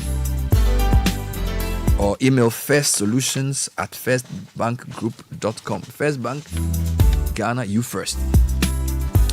Segment is also sponsored by Telecel. The Telecel More Money promos here. Ghana Citi 1 million is available for grabs, and it could be you. Simply reload your mobile using your Telecel cash wallet and be part of the daily and weekly draws where you could win up to 30,000 cedis a week. Buy data or airtime using your Telecel cash wallet and double your chances making payments onto your fixed broadband, and gives you the chance to be the next millionaire. Dial star 500 hash or send WIN to 500 or visit the Telecel Play app. This promo is regulated by NLA on the Caritas Lottery platform. So Nathan is going to tell us what's trending. Well, number of things, lots of different things in the trends. Organized labor is in the trends following Charlie Dia's strike. They're saying that no way. The latest is that they've called off the strike. They've given SNIT a month's ultimatum to figure themselves out. So people are talking about that. In Crawford is also trending. In Crawford? Yes. Kwame Nkrumah's hometown is trending. Let's not forget that the chiefs in that part of the country say that they are not happy with Dr. Matthew Opoku Prempeh, who said a few things about Dr. Kwame Nkrumah last week. So in Crawford is trending. Yes, in Crawford is trending. Ahmed Swale is also trending. This is following A+'s invitation by the police to come and assist with investigations into Ahmed Swale's murder. And then Valley View is also trending. Why is Valley View trending? The president was there and he was giving an honorary doctorate. So that is making the rounds. On the sporting side, a mix of different things. Ballon d'Or, Fabian Ruiz, Zubimendi. People are talking about the Euros and what Spain's win could mean for players in line for the Ballon d'Or. People are asking, is it now time to bring Rodri into the conversation? People are even making a case for Dani Carvajal, and they are saying that maybe he should win what there. You win and by how you play. Yeah, I still think it's between Jude Bellingham and his teammate in Brazil, Vini Jr. I think those are the top two. Such a poor cast. That's we are looking for the best players in the world. Then you see the final three. You see Bellingham. But why? What's your problem? Vinicius, I don't even mind. Ball. But do you see Bellingham in the last game? Ball. Bellingham plays well. How do you say that you ball? But I don't know if you're. Concentrate on what you are. Don't mind it. Don't mind this man. Oh man. Just finally on the trends, JD Vance is trending globally. He's the name JD Vance. Oh, he's the name guy, that, Ohio. that Donald Trump has. Looks like he may be. Or he's mentioned him or he's pointed to him as his number 2. No, he's actually been confirmed. It's confirmed. Okay, he's been confirmed as Donald Trump's running mate. Hey. So our ticket is set. Yeah, man. You and whose ticket? Me and Donald Trump. Donald Trump is my man. It's my man, and we are winning. We will win. We will bring order and peace back into the world, and sanity will prevail. All the madness. Let me not dignify that with a response. Okay, let's move on now. Google owner Alphabet is in advanced discussion to buy a fast-growing cyber security startup called Wiz for roughly $23 billion. Now, the takeover, which makes security software for the Wiz, they make security software for cloud computing, will represent a major bet by Google on cybersecurity, marking the tech giant's biggest ever acquisitions. Now, discussions between the two entities began after the startup raised $1 billion from venture capital investors earlier this year. So we'll watch that space to see if Google can cross the tape and wrap up the deal.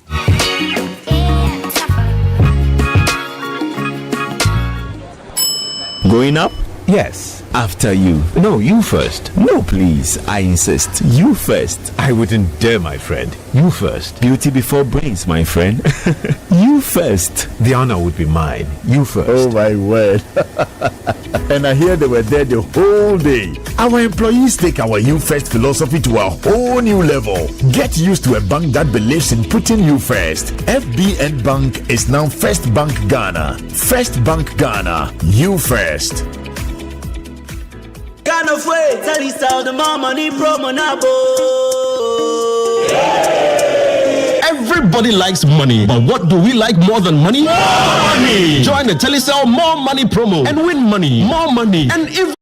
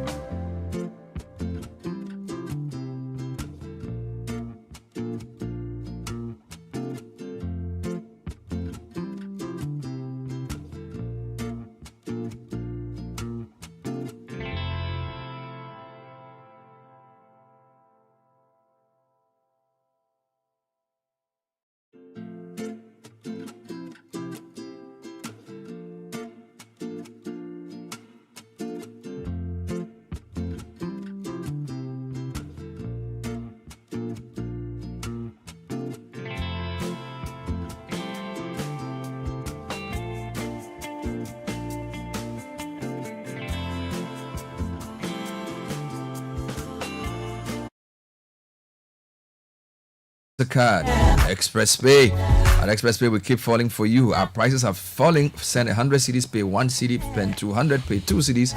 And if you send a 5,000, you pay 10 CDs. Basically, any amount of 1,000, you pay only 10 CDs. And there's more. In this month of July, we are filling the car tank of many lucky customers. One new customer and one old loyal customer every day, Monday to Friday. So you could be that old customer or a new one. Spend 500 CDs or more by paying for services or sending money with your Visa card to qualify. Download the ExpressPay app for simplified payments, 24/7 services of customer service, and tiny fees and a full car tank. This is in partnership with 9 banks, including Stanbic, EcoBank, Stanchart, Absa, Fidelity, FBN, First Atlantic, and GT Bank. NCA, in collaboration with the Ghana Chamber of Telecoms, is organizing the one-day forum on the theme Post-March 14 Submarine Cable Outage, ensuring a resilient data and internet infrastructure. It's a multi-stakeholder platform for ideation to support and enhance solutions for NCA and the telecom sector. Policymakers, Bank of Ghana, Ghana Chamber of Telecommunications, submarine cable operators, and more will be there. Civil society will also be there. It's strictly by invitation. You can send an email to info@nca.ord.gh for more information to be invited to the program. Now, there's an exciting new chocolate beverage out there on the market, and it's coming from the producers of Cowbell. Twisco is the latest on the market. Chocolate drink with a blend of premium cocoa powder and enriched with Enafort. And you can find it in your neighborhood stores, and it's selling for 1 CD 80 pesos. Start your day with a cup of the great tasting Twisco and power your dream. This ad is FDA approved. Now, cooking with firewood and charcoal is harmful to your lungs. So it's as dangerous as smoking. That's why you need to switch and use gas. The NPA is introducing the cylinder recirculation model. Just visit any nearby exchange point and trade your empty cylinder for a filled one. Smoke is harmful. It is to say the gas are Make the smart switch from firewood and charcoal to gas for a healthier, happier life. And this is brought to you by the Ministry of Energy and the NPA. Now, there's a hard-working baker in my neighborhood who makes the tastiest pastries. She's always had a small shop, but just last week or a few days ago, I passed by her shop and she's now upgraded to deliveries. All it took was a conversation between the baker and APSA, and she got a collateral-free loan of up to 500,000 cedis with a 10% annual interest rate. So for budding entrepreneurs seeking the next step in your business, visit any APSA branch and speak to them, because at APSA, your story matters. Now, imagine launching a career, starting your own business, or embarking on advanced studies within 6 months of graduation. That's the story at Ashesi University. From Accra to Nairobi, London to New York, Ashesi's graduates are noticed and they are leading successful careers. Visit ashesi.edu.gh to find out more. Remember, admissions are ongoing. And between the 23rd and the 27th of July 2024, GT Bank is holding the 3rd edition of the biggest corporate social responsibility initiative, the GT Bank Annual Autism Workshop and Consultations at the Kofi Ohene-Konedo Auditorium, UPSA, under the theme, A Spectrum of Possibilities. There will be specialists and consultants there from USA, UK, Nigeria, and Ghana, and they will take participants through a free one-on-one consultation. Registration is free and you are invited to be part of this. If you want more info, call 0800 124 000. GT Bank, wouldn't you rather bank with us? And your living room deserves class, warmth, and memory for your family and friends who visit your home. That's why Ashfrom produces a master-class range of sofas and couches to fit in every corner and space in your living room or balcony. We offer an exquisite range of modern design living room sofas and couches, center tables, wooden beds, headboards, wardrobes, dressers, and more. Visit our showrooms across the country. Delight yourself with Ashfrom stylish living room furniture crafted with the finest wood or MDF. Call 0243 200 729. That's 0243 200 729. Ashfrom, feel it, know it. Some love coming in. Hi, I'm super excited to hear Godfred's voice again. Great to know you never left. Welcome back, champ. Good morning, team. Is that Akoto talking? I really miss this voice on radio. Great guy, always on point. Jones says, good morning, Bernard. Please welcome Godfred. I miss him. And Lisbon from Nungwa says, I'm happy Godfred's deep voice, intelligent, and dexterity on issues is back on air. All right, there's a very interesting message here, which I thought was sort of wrapping up what you said. Bernard, I have a well-paying job here in Ghana, but I feel like relocating abroad to acquire more knowledge and work and make more money and return later in my mid-50s to build the country. As we speak, I have 2 admissions and a 5-year visa to return to school in the USA to do a master's en route to a PhD in financial accounting analysis. I already have 2 master's degrees, marketing and financial economics. The problem is our politicians and this administration. It's worse than the previous one. I regret voting for them. Last year, 2 of my colleagues who have worked for more than 15 years in Ghana left for UK to school and lived there afterwards till retirement before coming home. They already have their own houses in Ghana as we speak. Aloski, the system is messed up. And also, just to answer a question you asked, this one says those who are coming from the US or Europe have something to fall back on. Ours is not like that. Whilst we may be ignoring volunteerism, they pay to come and do that service in our country. Why? The issues are different. It says, my wife came to Ghana to explore opportunities and she ended up setting up a school for kids with autism, one area that has been neglected. They raised their own money to support their children. She was doing well in the UAE, so quit that job and came to Ghana with her best friend to set that up. Unfortunately, we don't have that fallback system. There's another long one here. Good morning, Bernard and team. Let's understand those living abroad or those leaving. I'm in my 40s. I've been working as an internal auditor in the public sector of Ghana for over 17 years. I've regretted not following my friends in 2005 in A Poly when they were pushing me to do DV lottery. Yes, I got a job after NSS, but because I practiced and promote integrity and professional ethics, victimization has been my achievement. I've earned names like Julia Dandao, difficult person, Margaret Thatcher, public money hatcher, etc. My colleagues pity me now whenever they visit. Sincerely, even my immediate family think I have an opportunity to live the family by compromising my principles because Ghana is not my father's property. I don't know how I have been able to stand the pressure plus that of the office to date. I'm emotionally down. My spirit gets sad anytime I dress up for work. Now I apply for DV lottery hoping to win. Not really because I love the US. I want to work and earn honorably with peace of mind to maintain relationship with my maker. If a chartered accountant plus UG MSc in accounting and finance is talking like this, welcome to Godfred anyway. That's from a listener. Keep the faith, Keep the faith. There's coming a time when things would improve in this country and when you can be proud of your contributions to our development. That time will soon come. So keep the faith. Hopefully, in 2005. It comes when we can share the traffic with our MPs who want to leave us in An traffic. important point. Before we go into that one quickly, Vera Haibo says that one of the significant issues affecting people really is the question of healthcare in this country. When that is sorted out, you will see many people in the diaspora coming back home to contribute their culture. Vera, thank you so much. All right, Nathan. Yeah, Ken from DC says the foreigners coming with capital or are coming with capital, something the average Ghanaian cannot raise locally. So they go and exchange their skills in other country to save up to live a decent life when they return. The foreigners from America and China come to Ghana to exploit and invest in the new frontier. We leave because we don't have the capital to start something. God willing, I'll leave soon. God willing, pa. Yakubu Ibinchamba says, the rhetorical question from Bernard struck the sweetest chord of my heart. Why would I want to live in a country where violence is the order of the day and pulling the trigger is fun? Ghana is the most beautifully blessed country in the whole of the world. Let us guard this beautiful nation called Ghana. The Western world is a myth and mystery. That's Yakubu Ibinchamba. All right, let's talk about the road issue. The Road Transport Committee is now dealing with this matter. They've called for public restraint. They are asking for the public to refrain from harsh criticism of MPs over the inclusion in this proposed amendment to Regulation LI 2180. Now, the amendment would allow MPs to use sirens and be exempt from speed limits during official duties.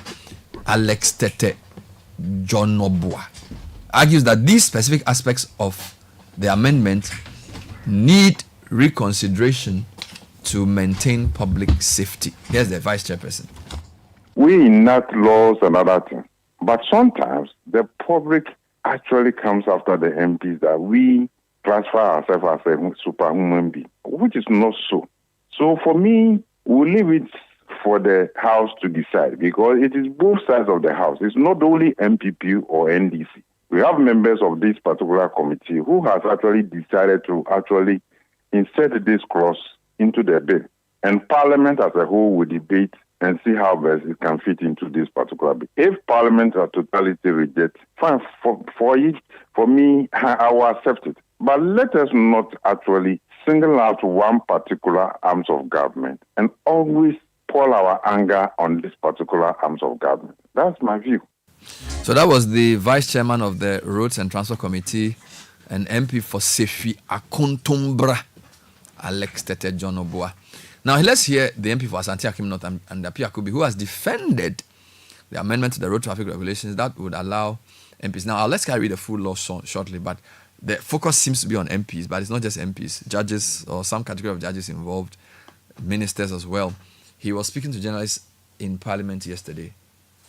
Why? It's not my preference. Apia Kubi is saying that he is not my preference. But that doesn't mean that... No, this is a wrong audio. We'll get the right audio for you. This has to do with the road. We're talking about Napo. So please get the right audio. So while you get that one, there's also the issue of quorum that we'll be discussing, but we'll correct this audio shortly.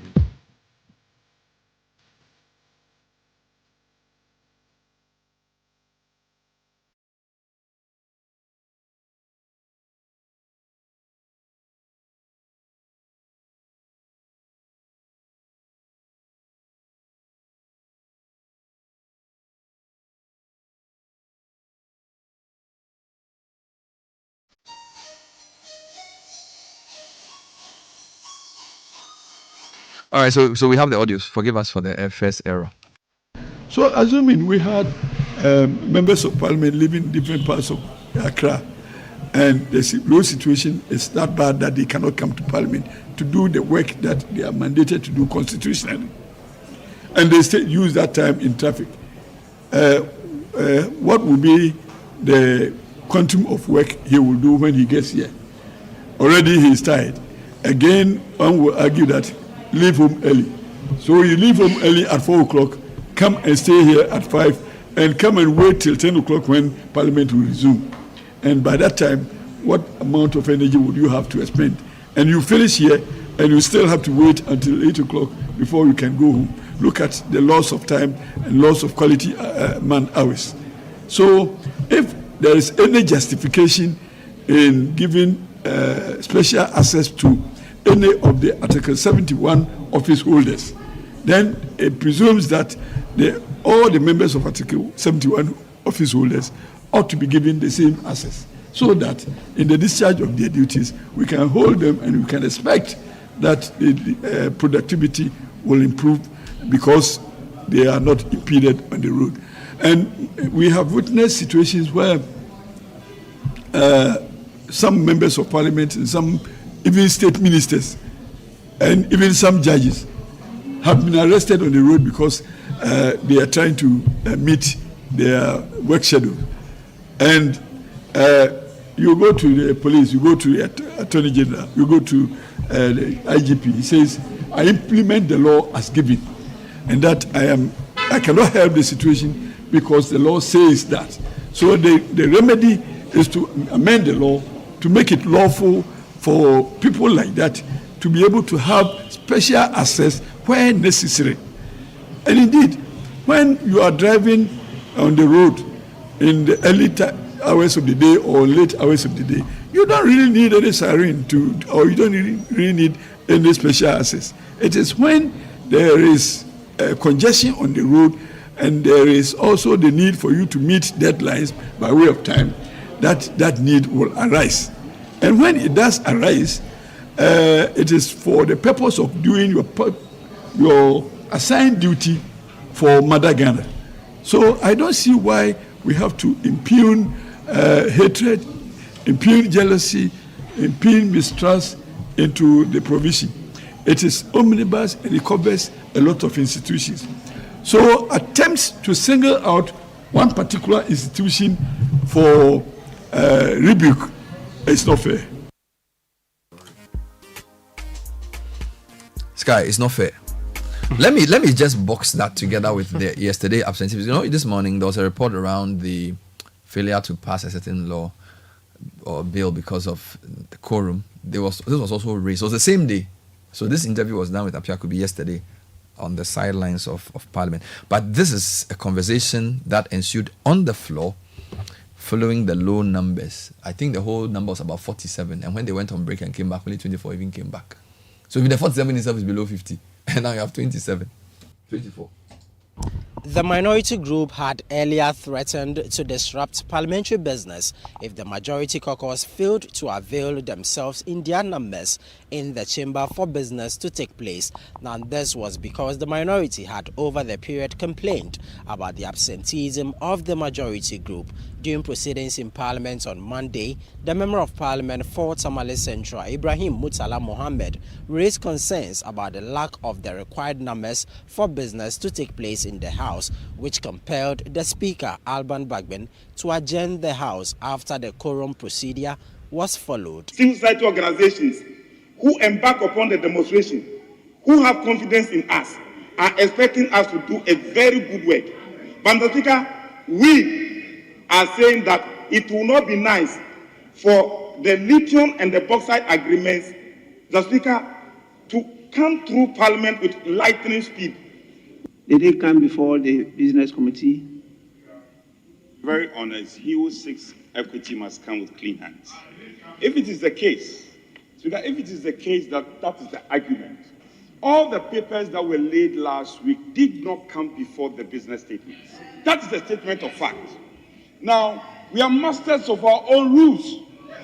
And oftentimes when it becomes necessary, Speaker, for us to amend, be it business questions, that is why even today, typical example today, questions that we have programmed, it has become necessary that we reprogram the questions. So we are not taking the questions. That is why we say that we are masters of our own rules. Speaker, I'm standing on Order 64 to raise a quorum for the transaction of business this morning. Mr. Speaker, they bring business to this House and they can't consistently rely on our numbers to have business of government executed. For me, it demonstrates lack of seriousness, and I don't think that we need to be giving them this opportunity. Mr. Speaker, last week and last 2 weeks, I raised this issue. They are in our constituencies campaigning, yet they expect us to execute their business for them. It is completely unacceptable. As we are at your discretion, but the minister should be at least allowed to lay the paper, and then, Speaker, out of your wisdom, you can do the appropriate referral. Then we can take it from there. So you raise the quorum just to stop us from laying the paper. This is most unfair. Head count 24. The House stands adjourned.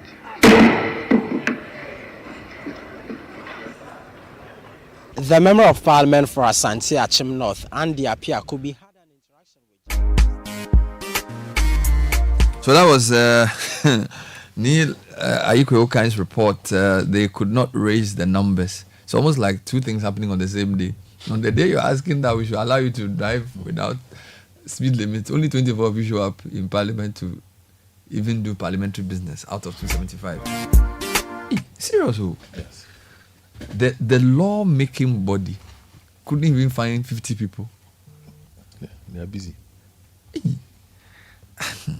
Let's deal with the road, the first one, Sky. So where is this LI coming from? Who is the proponent, and was it something that was changed? Because there's a narrative that it was initially supposed to, the exemption for use of sarin was for some set of people, and then it was increased.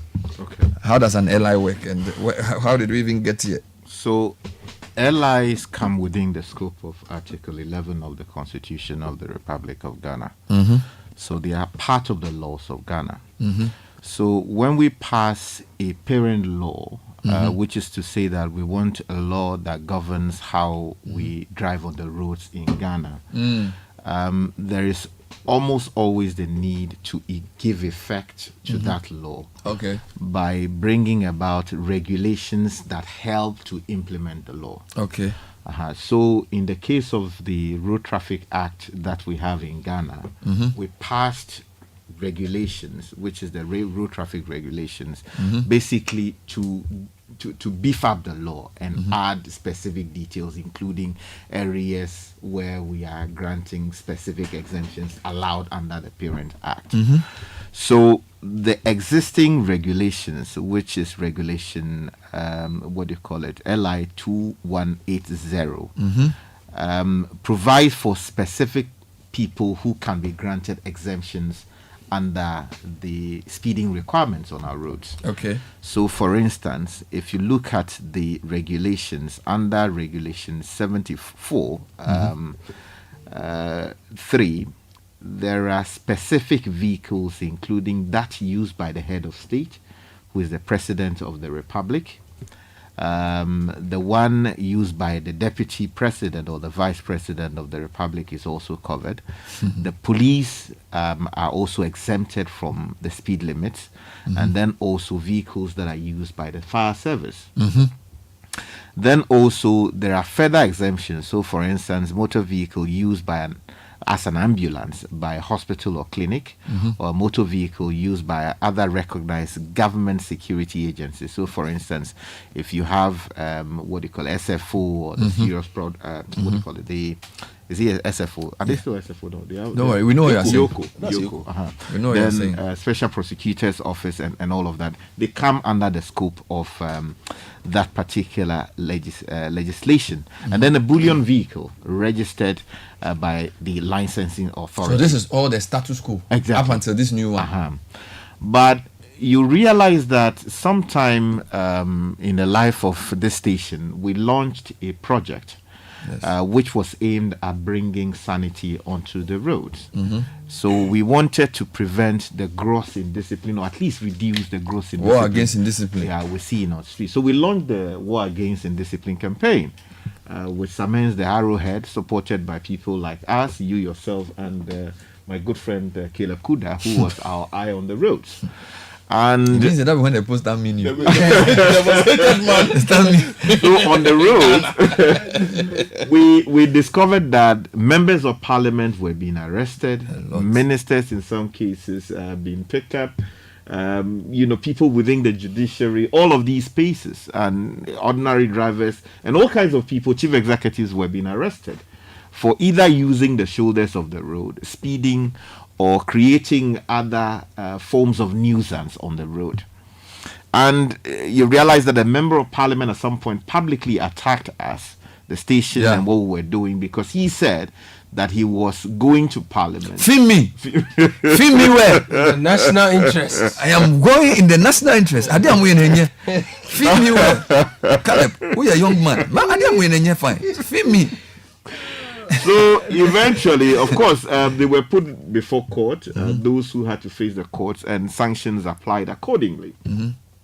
Now, that provoked a lot of MPs, and it also provoked a lot of people in government.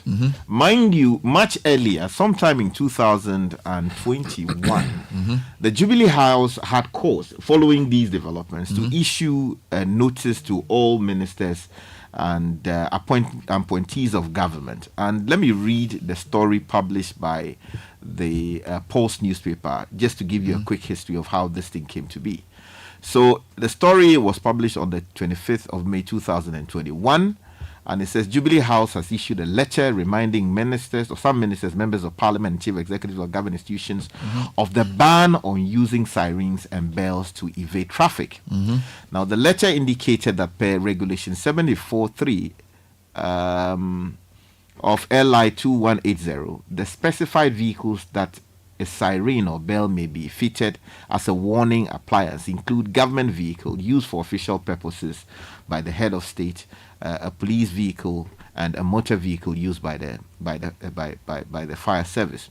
Now, somewhere at the end of that particular story, they say that for the avoidance of doubt, the said ban on the use of sirens covers the following government appointees: ministers and deputy ministers, regional ministers and deputy regional ministers, metropolitan, municipal, and district chief executives, CEOs of government agencies, and officials of the presidency, unless otherwise designated.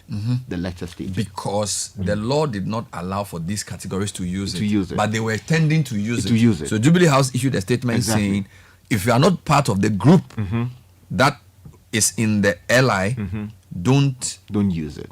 So now they want to do something. Yeah, and then quickly, you realize that the government, the letter from the presidency restricted itself to members of the executive because he can only address members of the executive. You know, he can't be giving directives to MPs. Okay. So there came a discussion on the need to review the existing legislation. LI. 2180. And there is a process in Parliament which has come about as a result of some form of convention, which says that when a subsidiary legislation or some other legislation which is likely to cause a shift in how things are done is to be laid before Parliament, particularly subsidiary legislation. Because the Supreme Court has said that MPs do not have any capacity to amend a subsidiary legislation or an LI brought to the House by a sponsoring institution, there should be a process of pre-laying.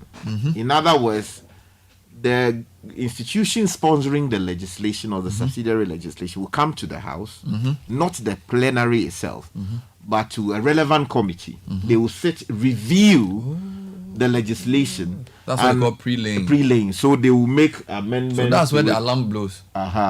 Make all of those changes. And before then, it comes to the House for official laying. Exactly. Because the moment it is laid, you cannot under unlay it. Article 11, you cannot amend even comma. So the pre-laying gives us a chance to deal with mischief before it gets to the plenary. Exactly. Beautiful. So what has happened is that through that process, my understanding, and if the sources are to be believed, is that in the course of reviewing the said piece of proposal, a number of changes have been made and additions made to fortify. But what was the intention of the original LI? Because the LI is already there. There's nothing wrong with the LI. Okay, so the complaint was that judges were being arrested by the Dampare-led administration trying to enforce discipline on our roads. Ministers were being arrested. In some cases, as I said earlier, made to face the courts, or maybe their drivers are being hauled before the courts to face sanctions. Members of parliament were being arrested. Deputy ministers were being arrested. And the argument was that these are people who are working in the interest of the Republic.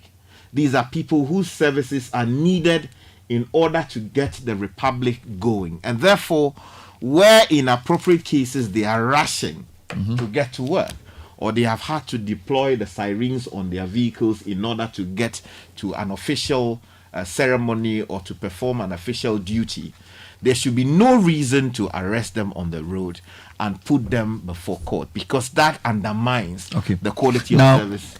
This regulation 74 of the LI, prior to amendment, said that a motor vehicle officially used for official purposes.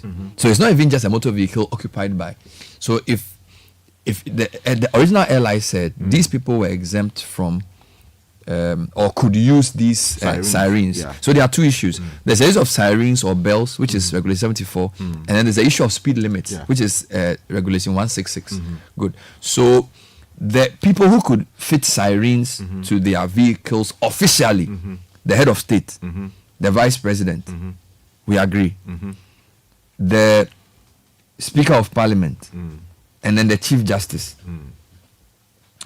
Now, it appears to me that they've added ministers of state. So what they have done now, justice of the Supreme Court, and members of Parliament. Yes. So those three categories. Ministers have also been added. Yes. So the original law is the head of state, the vice president, the Speaker of Parliament, and the Chief Justice. These are official heads of the arms of government.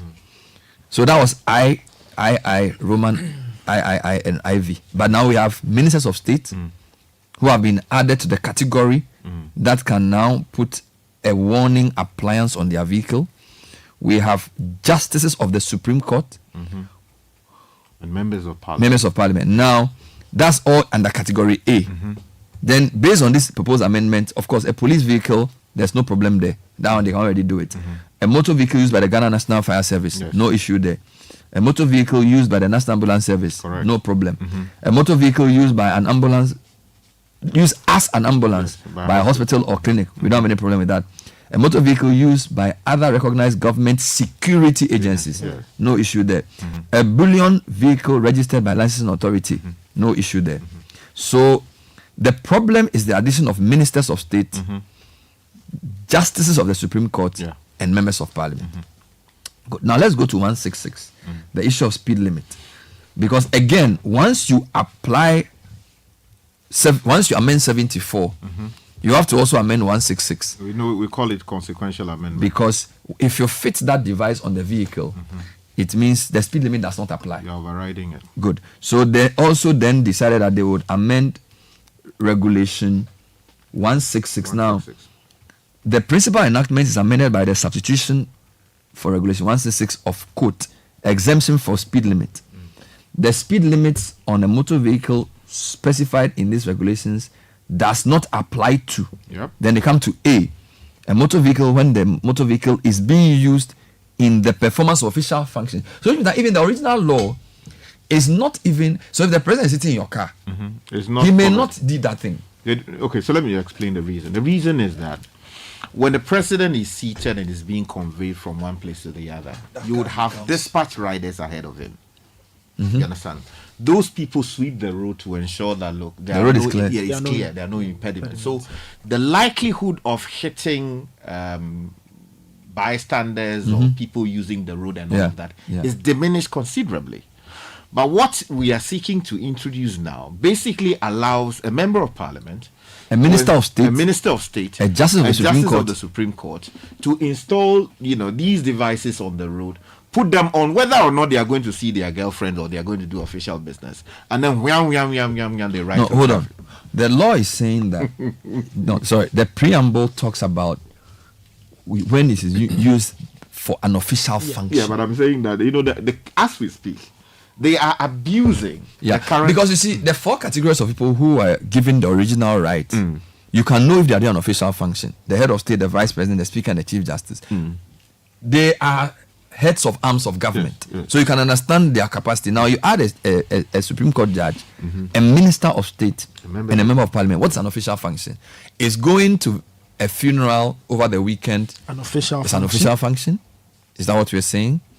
Now the question I have for the public is, why are you angry about this? Send me a voice note. And it seems as if the MPs one is annoying them more than even the ministers and the Supreme Court justices. No, I'm vexed by all three of them. I'm asking the public to tell me what they send me a voice note. Why does this annoy you? And why is this a problem? So prior to this amendment, it was the head of state, the vice president, the speaker, and the CJ who had this right to put these sirens or bells on their cars and essentially to drive when they are driving their vehicles officially without speed limit. Now we are amending this law to add ministers of state, Supreme Court judges, and members of parliament.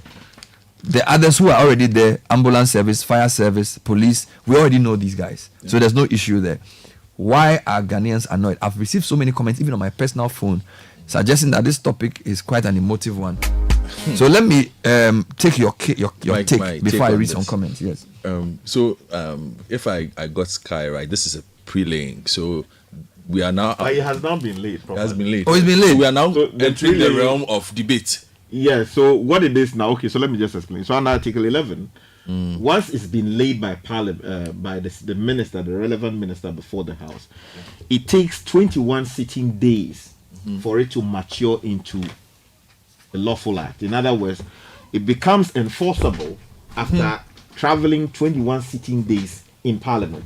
Okay. Unless you have 2/3 of MPs voting to annul the process entirely. Okay. So if MPs vote, 2/3 of them vote to reject that piece of legislation, it doesn't become law.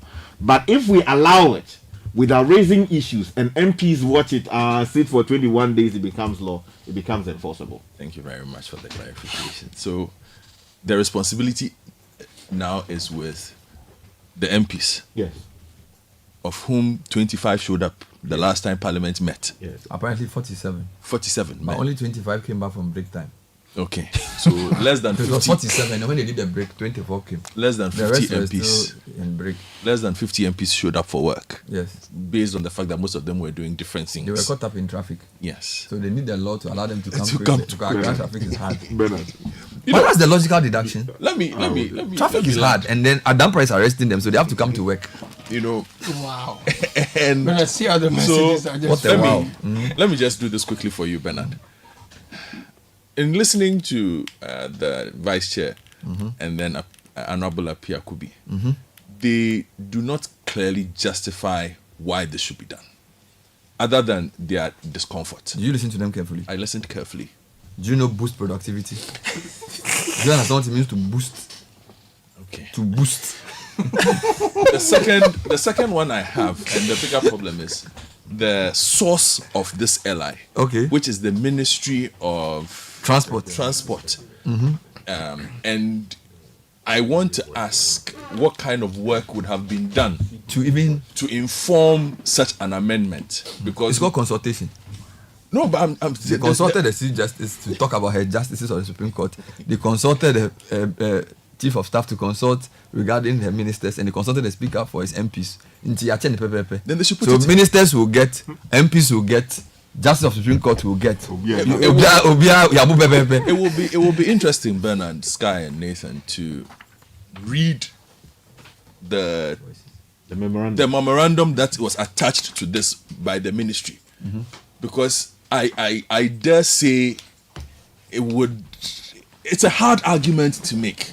You see, the reason why I say this is they would have to provide data, for instance, on how this affects, on how the absence of these things is affecting parliamentary productivity. How do they measure it? The traffic is thick. No, but how do they measure it? So that's why they come late. Like, no, but they can't get to work early. How do you isolate parliamentary productivity from the productivity of the general populace? Because their laws are of greater consequence. Says who? The work they do is a bigger work than your work. No, but that evaluation is not up to the ministry to make. They did consultation. That is why I'm saying that it will be very interesting. I get what you're doing. Am I lying? I get In Ghana, that's how we do. They do consultation. The consultation means that they will go and see the speaker and say, Charlie, your MPs have been complaining, but we can't only do for you, so let's do for the justices too. So Supreme Court judge, because when you go to a county one, MP, Supreme Court judge, minister, so let's make it so that there will be no noise. But because in my estimation, the problem that they are looking to solve, Parliament does not have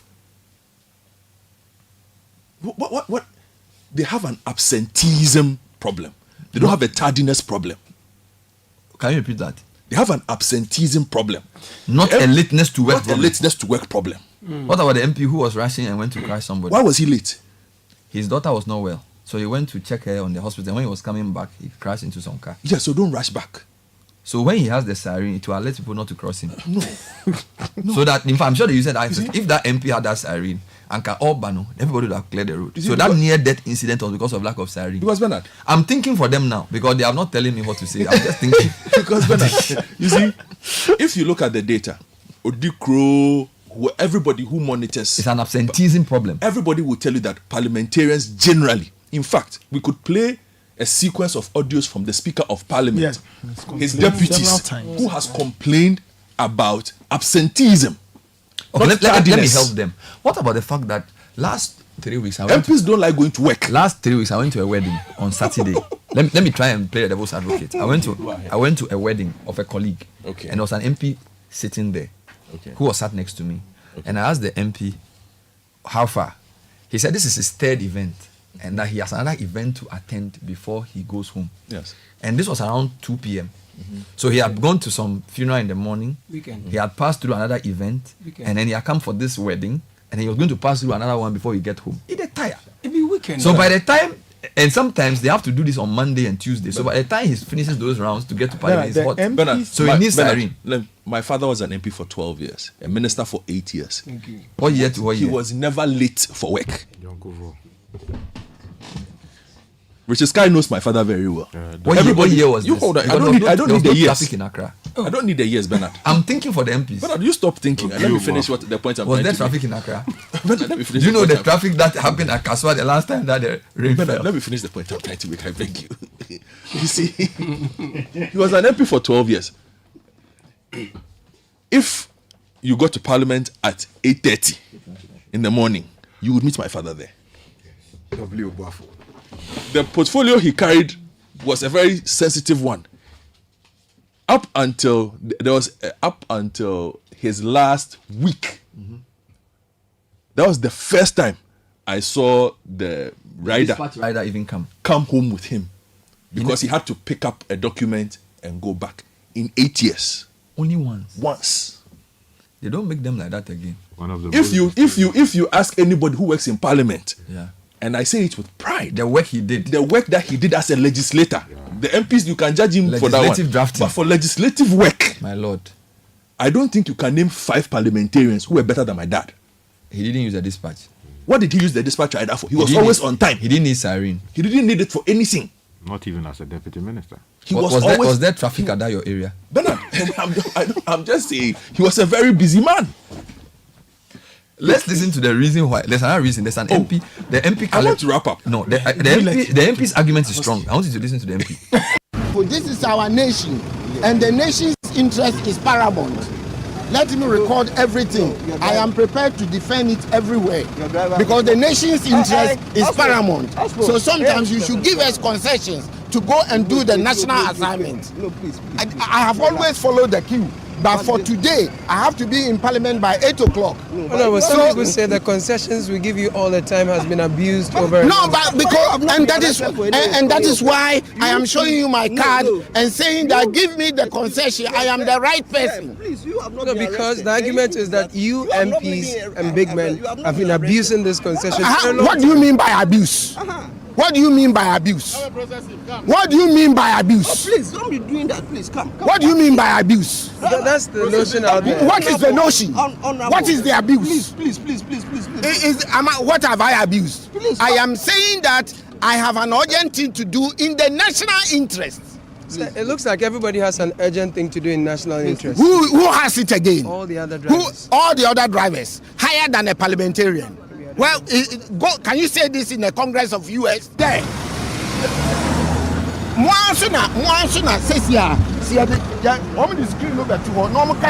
Parliamentarians are supposed to be in the House by 8 o'clock. You are the same people who come. He is not even going anywhere.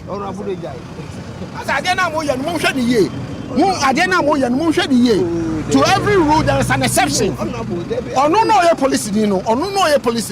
Give me your details. I can go to the IGP and I will drive you there. This is a national interest. I'm not for myself. And if you like, by 8 o'clock, go there and ask whether I'm not there. Feel me well. Because I'm serving the national interest. And to every rule, look at the national interest. Yajo, ansem no what is saying. Na sem de mesire me tumaka. Are you trying? I say ja. Na wi asen so de bibia on sen nyame ye. Ebe ya na fi nyame. Anya hwe.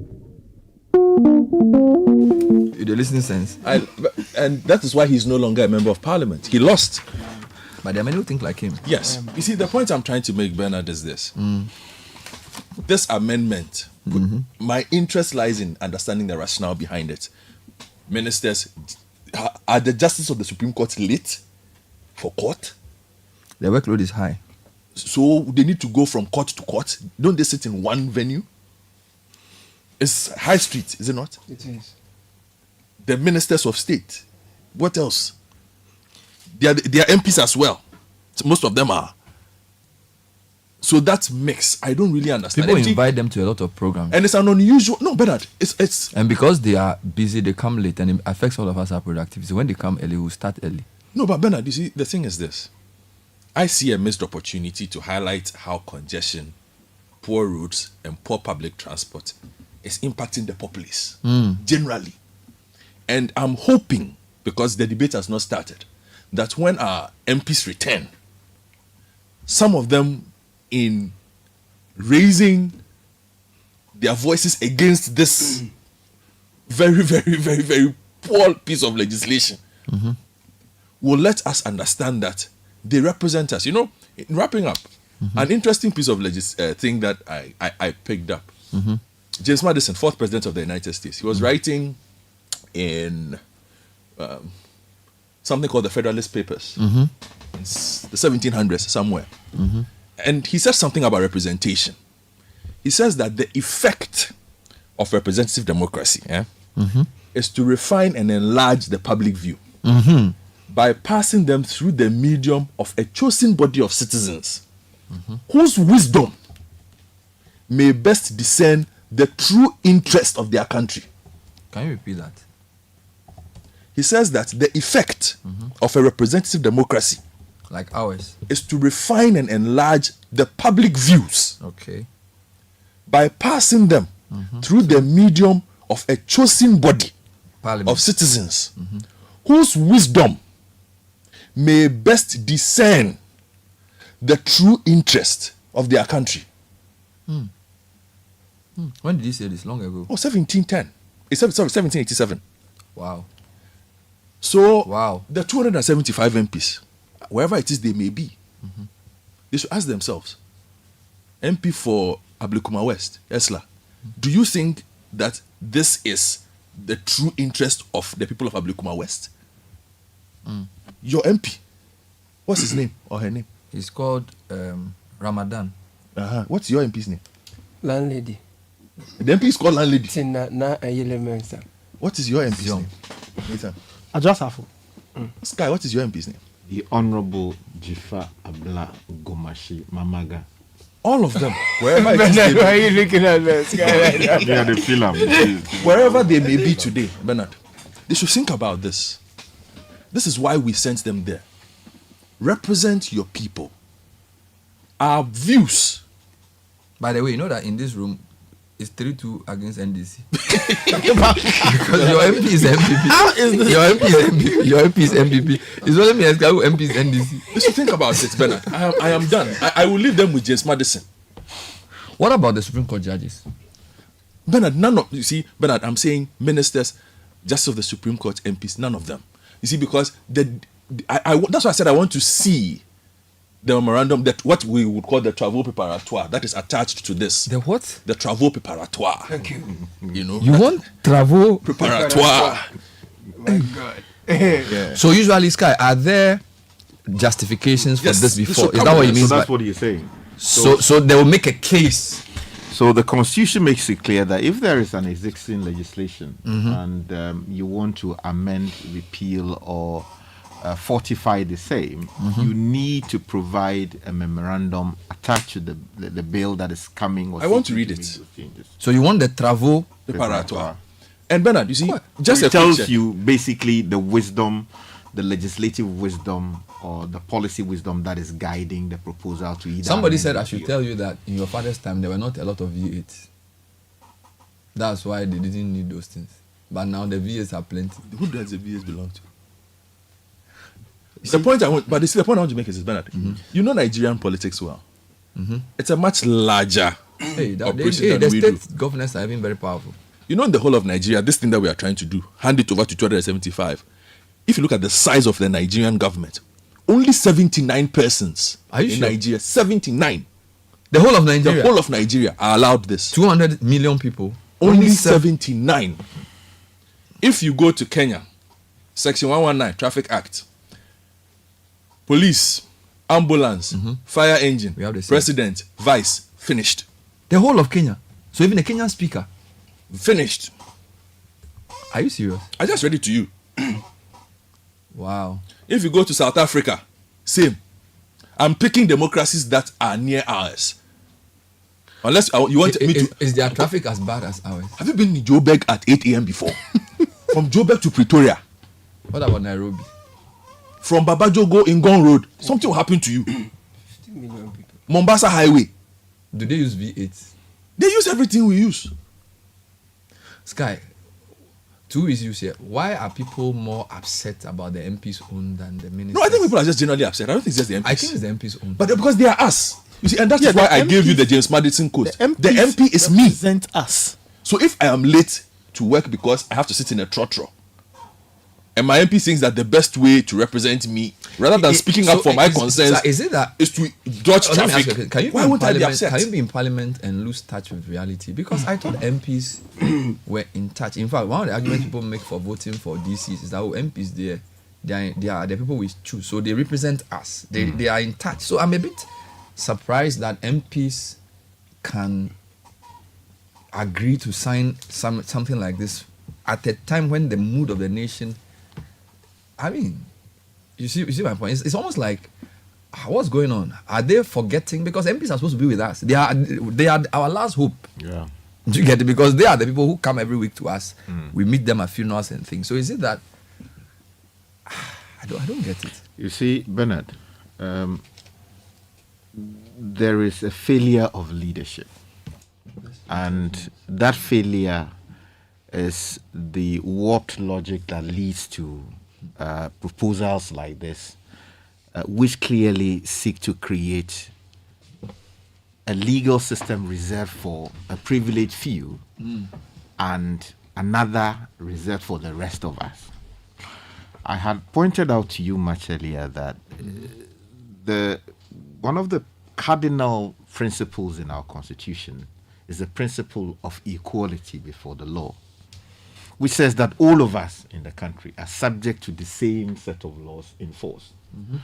But as is constitutional and globally respected, the framers of that principle also agreed that in appropriate cases there should be exceptions. But those exceptions are also muted by what is reasonable. So it is not a blanket license that, because this constitutional principle allows for exemptions or exceptions, let us keep using the exceptions to regularize misbehavior. I had earlier given you the history behind how this legislation came into force. And it would seem that MPs and ministers, and to a large extent justices of the superior courts or the Supreme Court, have found a way to want to avoid the actions of the police that lead them before courts to face actions in the courts. That's basically what it is. They want to outsmart the current police administration. They seem to be firm in applying the law. Exactly. So that once it is put in law, they cannot do anything. Exactly. They can do whatever they like on the road. Because, Bernard. So even you who has worked in Parliament, you don't see the justification for this? I don't see the justification for it. At all. There's absolutely no justification. MPs feel that they are usually vilified when we discuss Article 71. Everything that we discuss Article 71, it applies to them, ministers and judges. We always, generally, the media picks on them. They feel unfairly targeted. Bernard, so here's the context. When I was in the UK, I was doing my back course at City University, London. There will be times I will sit on the train, many times, to go to central London. Back and forth. And you see, when you are sitting on the tube, you see justices of the Supreme Court of the UK, High Court justices. On the same train? Court of Appeal justices. They are sitting on the same train. They don't have police escort? No. Reading their morning paper. Yeah, reading their morning paper or doing some work on their laptop or whatever they are doing, or having their coffee or their tea, as the case may be. You see members of Parliament on the same train, the House of Commons or House of Lords. They are on the same train with you, heading either into central London or going out of central London. I recall a morning where I met Boris Johnson in New York. Are you serious? Yeah. And he was Prime Minister at the time. Walking on alone? He was walking. You have ministers of the UK sitting on the train. You have mayors inside sitting there. You see them, you meet them. If you want to sit with them as and when their schedule allows it, you can sit with them and interact with them. They have not created themselves a cocoon that allows them to shield themselves away from the exigencies or the problems facing the people. That is why, Bernard, when a particular train, for instance, the Midland trains are not working or there's some delay, which affects the movement of people from, say, Milton Keynes and beyond into Houston, they know everybody's agitated. And when he comes to Parliament, you can be sure it will be mentioned that Prime Minister's time, when they are asking questions, PMQs, he will raise that matter and speak vociferously about because they feel what the people feel. Exactly. When he goes into the shops to buy bread, if the price of bread moves up by a p, he knows it, because he goes into the shops, he buys, and he feels the pain of the people. If the power sector is affected by delay of natural gas from Russia or whichever place they get natural gas from, and it affects him, the heating capacity of his home is affected, he knows it, because he's not provided some other way of getting electricity beyond or outside what the regular people of the UK get. So there's no stretch of imagination where you see this is justified. Exactly. And above all, when Boris Johnson got sick, struck down by COVID-19, he was not flown out of the country to, say, New York to receive care. He was treated within the UK. And when they become sick, they go there and receive care from there. So it is not like there is some special treatment. Are you sure you're not motivated by jealousy? No, I'm not. I'm not jealous. Oh, why would I be jealous? Because somebody said in the voice that we are jealous of MPs. No, I will not. I'm not jealous, Bernard. With the greatest respect. No, I know. Okay. I know. I'm just saying it to check. Okay. So Sky. Yes. I understand. How can we arrest this thing? Seriously, how can we stop? Okay, so Bernard, as I said, under Article 11 of the Constitution, this piece of proposed legislation having been laid, subsidiary legislation having been laid, counting from the date it was laid, right, you require 21 sitting days. So at every day that Parliament sits is 1 day. If they sit on a weekend, that will be counted. Okay. But if they do not 21 sitting days, it becomes law. Good. Now, the only way it can be killed is where 2/3 majority of MPs vote, 2/3 of MPs, right? So out of the 275, 2/3 of them, that would be what? Do the math for me. 2/3 of 275. Yes. So half of 275 is essentially 138. 137. So you had another half of that. It's about 170. So you have to add it to the earlier one. Yes. So I think it's about 170 or 180 MPs. 180 MPs. Yes. Okay.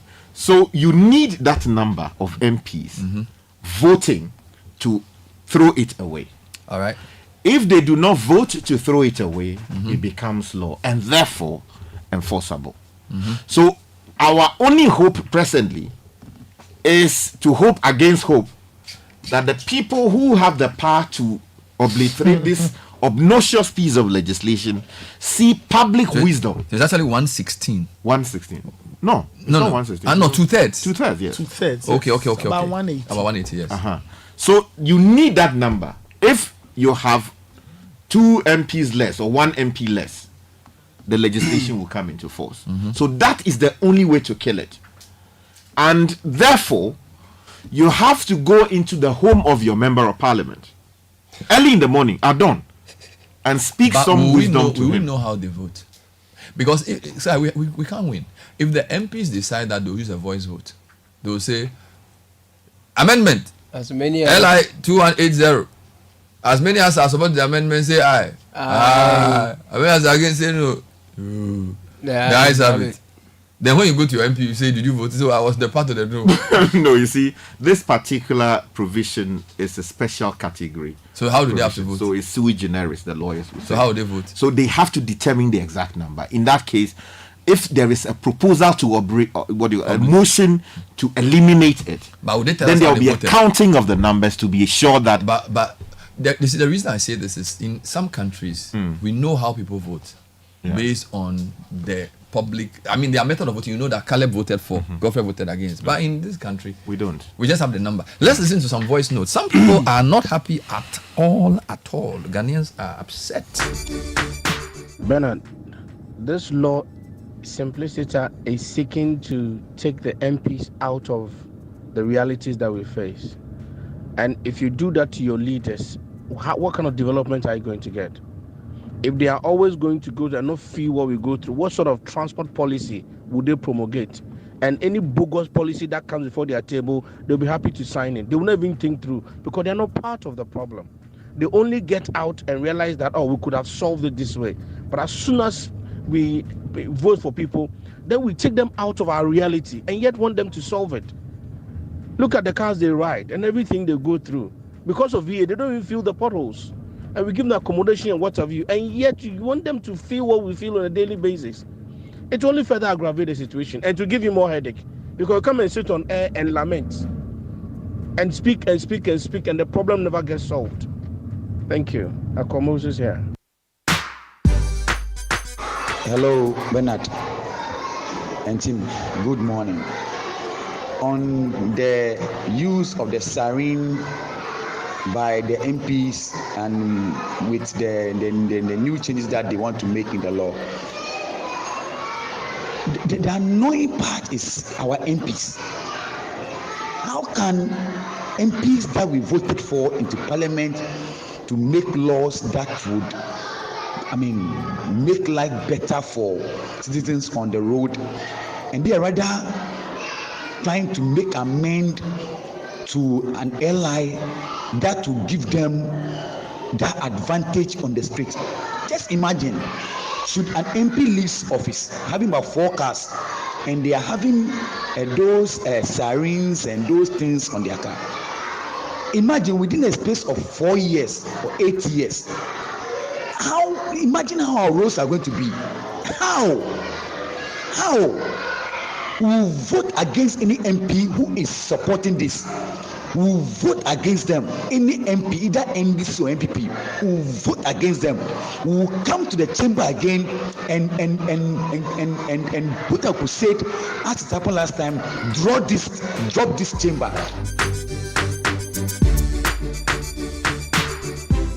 Good morning. My name is Kojo. I'm from the OEB. Please, my issue with this siren discussion is that when you identify problem within the society, I don't think this is the best way to fix it. The Article 71 office holders, how many are they? From the presidency, judiciary, and the parliamentary, ministers, and all other names that they have included, how many are they compared to the general public, the 32 million people? So why must we enact a law that gives special duties or special privilege to these people again? We are in the 5th industrial revolution, and I think the best way is to creating virtual offices. Why must an MP drive all the way from wherever he is to a physical place called Parliament before he can transact business? So the issue they have to put on the table for discussion is, how do we create virtual parliament? How do we create virtual offices? Must we always go to the court? Look, AI is doing most of the things that we are physically doing today. Thinking ahead, these are the areas that they should bring on board. But to fix a siren on your car, for you to know that you have a powerful... Something happened. Hello, good morning, Bernard. Selassie here.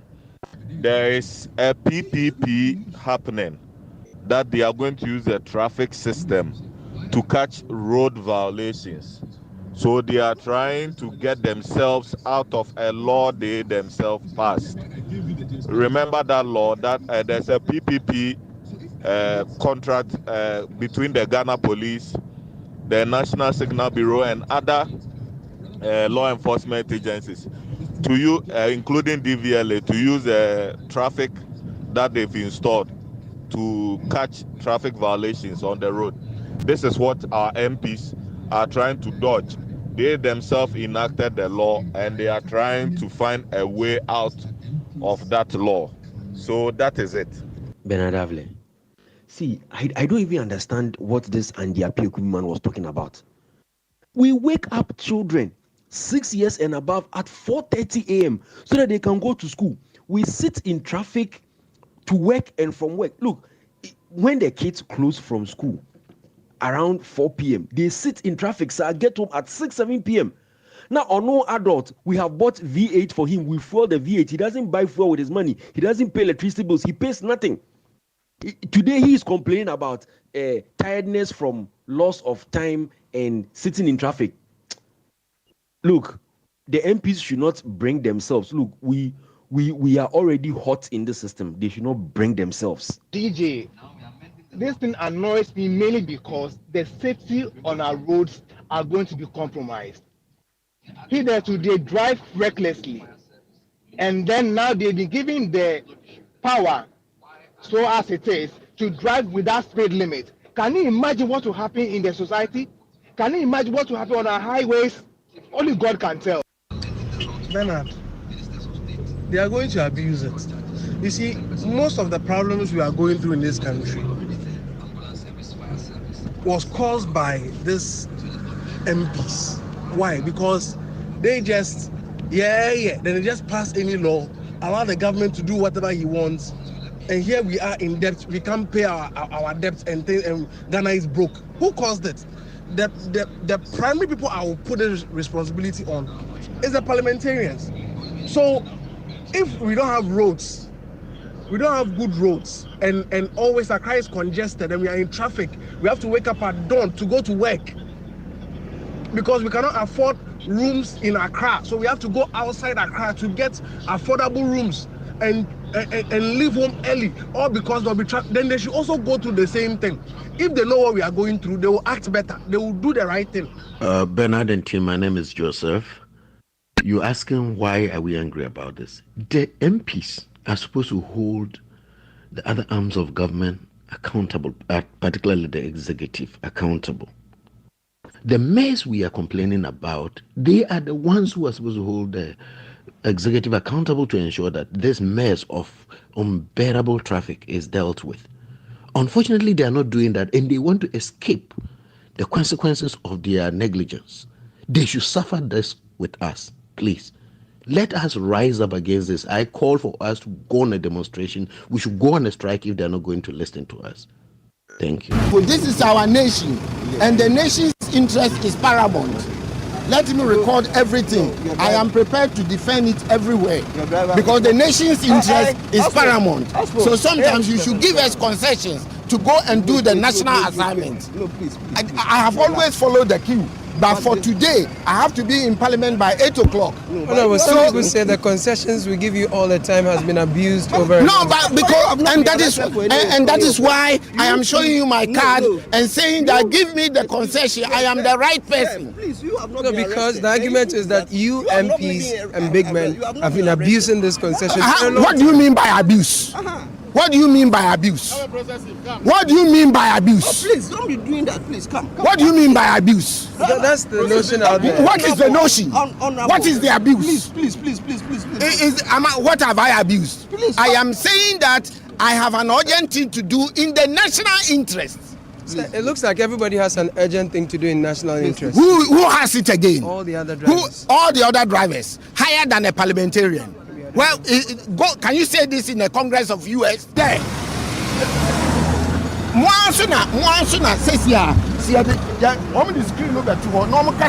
Parliamentarians are supposed to be in the house by 8 o'clock. You are the same people who come.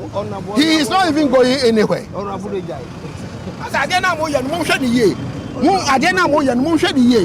To every rule there is an exception. Give me your details. I can go to the IGP and I will drive you there. This is a national interest. I'm not for myself. And if you like by 8 o'clock, go there and ask whether I'm not there. Feel me well. Because I'm serving the national interest. And to every rule, look at the national interest.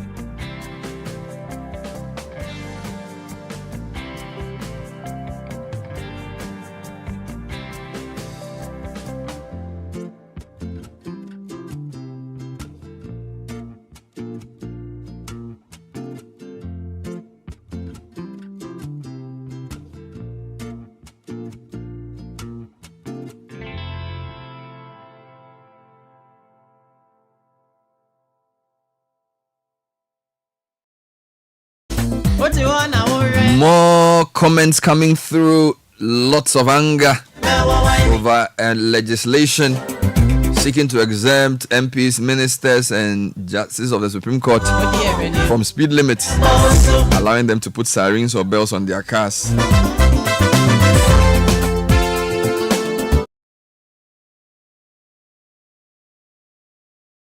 In the meantime, the Arab Bank for Economic Development in Africa, the BADIA, is celebrating the 50th anniversary here in Accra. This celebration is a time for elevation to a whole new level of the growing partnership between Africa and the Arab region. BADIA will use the occasion to bring together the heads of all the top financial institutions of the Arab world and Africa for the historic launch of the Arab Africa Financial Consortium, the AAFC. It's on Sunday, 21st July at the Kempinski Gold Coast City Hotel in Accra. AAFC is a new bold partnership initiative to unlock significant funding streams for the economic transformation of the continent. The event is part of the AU's Media Summit in Accra and will feature a leaders' breakfast meeting with heads of state, heads of institutions, as well as other major economic decision makers, including CEOs, industrialists, entrepreneurs from Africa and the Arab world. We have 14 African leaders, chairmen of BADIA, leaders of the big 8 financial institutions called the Arab Coordination Group, and reps from the entire region's major sovereign funds. To attend this event, you can call 053-609-8235. That's 053-609-8325. Or email to rsvp@badia.org. Beacon International College presents summer school on the theme providing 21st century learning skills through STEM education, extracurricular activities, and honing soft skills. It's a 4-week program from the 22nd of this month to 16th of August. A summer program will have weekly specific themes such as famous inventor, Victorian times, arts, everywhere, etc. Activities include art and craft, digital art, coding and programming, Afro dance, cultural dance, skating, music, piano, flute, violin and trumpet, mathematics, English, science, pottery, leadership, public speaking. There's even a side attraction of a pin-up picnic in the park. Oh my God. Call or WhatsApp 050-859-8121 or 050-859-8128 to register. Location Rochester, link off South Boundary Road, Community 18, Lashibi, Spintex. Later this morning, we'll be interacting with our swimming champions. It was a beautiful 2 days at the well attended venue. This is a new place at what's it called? What's the name of the place? The Boteman Aquatic Center. Oh my God. The sharks, the dolphins, and the other sea creatures are maneuvering through the water. We'll be talking to them shortly. But Omni Basic is always at your service, a bank ready to assist you with our 24-hour state-of-the-art contact center. It's Ghana's fastest growing corporate bank and Bank of the Year 2023. We're always at your service. Get in touch on 0302-086-000 or visit any of our branches nationwide. Omni Basic Bank at your service. When we come back, there's more from the Citi Breakfast Show. Stay with us. Unleashing the power of relevant radio. This is Citi 97.3. Are you a contractor, builder, or a proud homeowner with an eye for quality and security? Well, look no further than Yale. Yale is the trusted name in security for over 180 years. When it comes to securing your home or business, trust Yale. We make security simple, and we're right here in the heart of Accra, Ghana. Visit our stunning showroom on 11th Lane Street, Inosu, Accra, and discover a world of premium Yale products, including door hardware, handles, and door locks that will elevate the security and style of your space. Whether you're building from scratch or renovating, Yale has the perfect solution for you. Our products are known for their durability, innovation, and most importantly, your peace of mind. Visit us today and experience the Yale difference. Your security, our priority. Yale, locking in your peace of mind. Imagine a one-stop shopping experience for all things made in Ghana at the This Is Ghana Exhibition 2024. Get ready to explore the remarkable fair to showcase the rich diversity, talent, innovation, and mastery of made in Ghana products and services with the This Is Ghana Exhibition 2024. Now Channel 1 TV and 97.3 Citi FM invites you to immerse yourself in a vibrant showcase of authentic Ghanaian products and services in the biggest trade fair and exhibition for local SMEs, startups, research and manufacturing industries, homegrown businesses, and indigenous corporate bodies that Ghana has ever seen. We shall promote, we shall support, and patronize various Ghanaian products, solutions, and services that are redefining the views on indigenous products and their packaging across all sectors. The date, 31st of August and the 1st of September 2024. The time is 10 a.m. to 5 p.m. each day. And the venue is the Accra Metropolitan Assembly. Call us now on 0205-973-973 for inquiries on how to participate. The This Is Ghana Exhibition 2024 is powered by Channel 1 TV and 97.3 Citi FM and is proudly sponsored by MTN, Cola Natural, Ghana National Gas Company, and Ghana Pay Mobile Money. 1xBet, a good DRL, the Abeja. 1xBet money, Ubenya Crash, Dice, Apple of Fortune, Money Wheel, any Agra, Depi. Never more Quenya, I'm a with you, Kunimaka Siakasia. Go 1xBet.com.gh website, and an app no so. But promo code GH Games, Nenya 2,500 series Aquaba bonus. Nebo Egg Day, it's in your Quenya, let Dim Kunimin Tentem. Wakwenya Ebema with ye, our 1xBet Suni, gambling with your true. It's wash him, and Yamawa when Dim Fedu watching. Gaming Commission Agent Kratuya. Escape to Pediastic Valley Resort, where flavors come alive as we live life. Join us every Friday evening for our barbecue dinner and enjoy the juiciest of meat that melts effortlessly on your palate. Weekends are amazing with local buffets, live band music, and local drinks. Don't miss our Sunday brunch. Our chef specials and pizzas take you on a sumptuous culinary journey with every bite. Be it breakfast, lunch, or dinner, we've got it all. Join the conversation on the Citi Breakfast Show on Facebook at facebook.com/Citi97.3, Twitter at twitter.com/Citi973, and Instagram at instagram.com/Citi973 with the hashtag CitiCBS.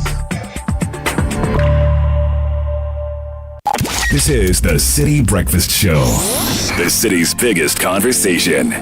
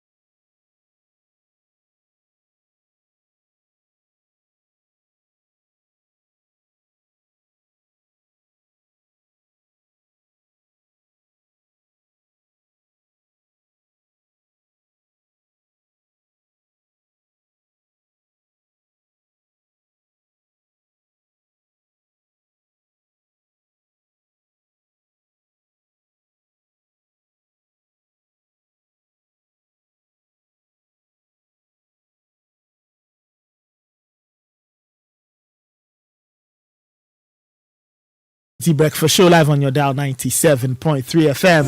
Sending your thoughts and comments on the number 0549986996. These are coming from Sako. That is Sako, the causes one glory. One of my favorites. Alright, let me go through some comments. People are heated this morning.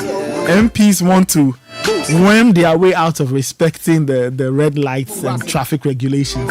Now, Mimi from Pokwasi says, let your guys go out this week, especially in the evenings, and check the vehicles with strobe lights and sirens, driving recklessly. The MMDC, CEOs, etc., all misbehaving on our roads. Just I don't mind license. My question is, of all the things that bother us as a country, the only thing our MPs could think about was to pass a law to jump the red light. What impudence. Ghanaians are not angry enough. Because the MPs' inclusion is more annoying because they have an oversight responsibility to annul the LI even before it passes or it's passed into law. The problem with the inclusion of the new entrants is that there is no metric to determine whether or not they are on official duty. This will only become an issue after an incident occurs. We are creating a recipe for dangerous driving for trivial purposes. And the final one, while MPs are changing the lives of their citizens while riding bicycles, look at what the MPs in the failed states are thinking. What about public service workers, those who collect taxes to pay these MPs? Should these rules apply to them? They want to beat traffic instead of creating better transport systems. Let's get serious. Nanaje Abo in Gulf City. Right, 9:32. I've been joined by our very good friends who were with us over the weekend at the Baltimore Aquatic Center as part of the Channel 1 TV National Swim Championships. Some of them were heavily involved, even though all of them were not in the pool technically. But let me welcome them. I've got Lady Rowena Majid Michelle. She's a coach with the Marlins swim team. Lady, good morning. Welcome. Good morning. Hi. And I've got Johnson Owusu Jakun. He's a swimmer with Legon Sharks. Johnson, how are you doing? Good morning. Fine. All right. I've got Emmanuel Sam, who's the club administrator of Legon Sharks. Emmanuel, how are you doing? I'm doing good, Nathan. Wonderful. And I have Daniel Ochiopari, head coach Legon Sharks. Legon Sharks were defending, or they are not defending, they are new champions. Marlins were defending champions. They got dethroned by Legon Sharks. Dan, how are you doing? Good morning. I'm doing so well. Good morning. All right. Nice to have all of you here. Congrats to Legon Sharks for winning. Congrats to Marlins. Marlins tried, but Charlie, this year they are shaking hands. Champion to former champion. Let me start off with you, Daniel. Your thoughts in first question. So your thoughts on the event itself, the 2 days, and your thoughts on Legon Sharks. How come you managed to put together a brilliant performance over the 2 days to get you to win the Channel 1 National TV Swimming Championships? Thank you, Nathan. And a very good morning to your listeners. Yes, the 2-day championship, to me was an important one for our swimmers. It's one event that our swimmers always look up to because it showcases what they have done over the period. So to our swimmers, it's so important to them. It gives them the avenue to drop their times and to also tell we the coaches that, whatever you taught us, we've implemented them to you. So it is a big one. But when it comes to the Legon Sharks, yes, last year we were beaten, by one gold medal. And really? That thing never stopped, getting to us. So when we got to know that the second edition was coming up, we were like, this time we have to do our homework well. I see. So we prepared well, and then thanks be to God, we were able to win. Nonetheless, our competitors, Marlins, GH Dolphin, and the other teams, came in very well, but we had to show them we are Legon Sharks. I see. Lady, let me bring you in. You are a coach of the Marlins swim team. Your thoughts on your team's performance? For lots of people who were coming in, they wanted to see a lot from Marlins, but it didn't come together. How would you rate your team's performance, and what do you think made the difference between this year and last year? I think just like last year, we did our best. We actually had some very good time drops. We had some exciting moments. So we are very proud of our performance, although the GH Dolphins and the Legon Sharks really brought it. So I see. Were you expecting that? To some extent, yes. We know that we've had a bit of a drop in our numbers this season, but we still have very good swimmers. So we did our best, and the results are what they are. I see. let me bring in Emmanuel.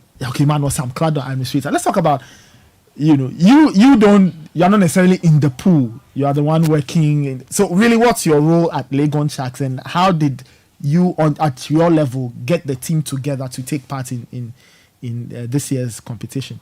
Thank you very much. So I'm mostly around the pool as well, handling all the administrative staffs. I see. Making sure I have a good connection with the parents.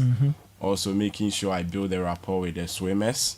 Making sure we prepare very well for each and every competition we go. So it's very, very essential for us as a club because we have a structure. Okay. We have a parents united front. That is, we have executives, and then I work very, very hand in hand with the executives. Okay. Yeah, so we are very, very structured, and then I make sure all the structures that we have are mostly in place. I see. Johnson, you're a swimmer. Were you at the event? Yes, please. How come I didn't see you? I saw almost everybody. Which one did you take part in? Did you take part in anything? Yeah, I did the 50 breaststroke and then the 100 breaststroke. Okay. And how did it go for you? What I don't seem to have my results sheet, but how did you fare? It went well. I see. I did drop my time. Okay. I was then doing 34.24, but now I did 33.19. I see. I noticed there was something Lady Rowena is clapping for you. There was something I noticed about all the swimmers. They were not, they got the medals, they were happy, but I noticed they were more excited every time they finished and they looked at the board and the times had dropped. Some of them were pumping their face. I mean, Joseph, you're a swimmer. What does the time mean for you? What does it mean to you? It really means a lot to me because I've been working hard. I've been training for months, the killing set and then the other stuffs. Wow. It's only God that knows how we survive through that set. I see. Wow. So, I mean, it's only God. Dropping my time will tell where I'm heading to. And then also prepare me both physically and like mentally prepared for anything. So it really means a lot to me. I see. Let me. You mentioned the preparation. Let me talk to the coaches, Daniel and Lady. Maybe you can split this. What does it take, right, to take a swimmer from zero to getting ready for a competition? You swim with 7 others, 8 others in a pool. What does it take? How much work do you have to put in from your end as coaches? And how much work should a swimmer have to, how much work does a swimmer put in to also move them from, I'm afraid of water, to, I can compete with others in the pool? Maybe the two of you can split, can the question. So, from my side, it takes a lot because, first of all the swimmers are of different ages. So, depending on the age of the swimmer, you need, as a coach, you need to know the kind of load to give the swimmer. So, for example, if you have an 8 and under swimmers, they are more of an upcoming swimmers. They don't need too much. You need to make it fun for them. The 9 to 10s, they have experienced competitions and other things.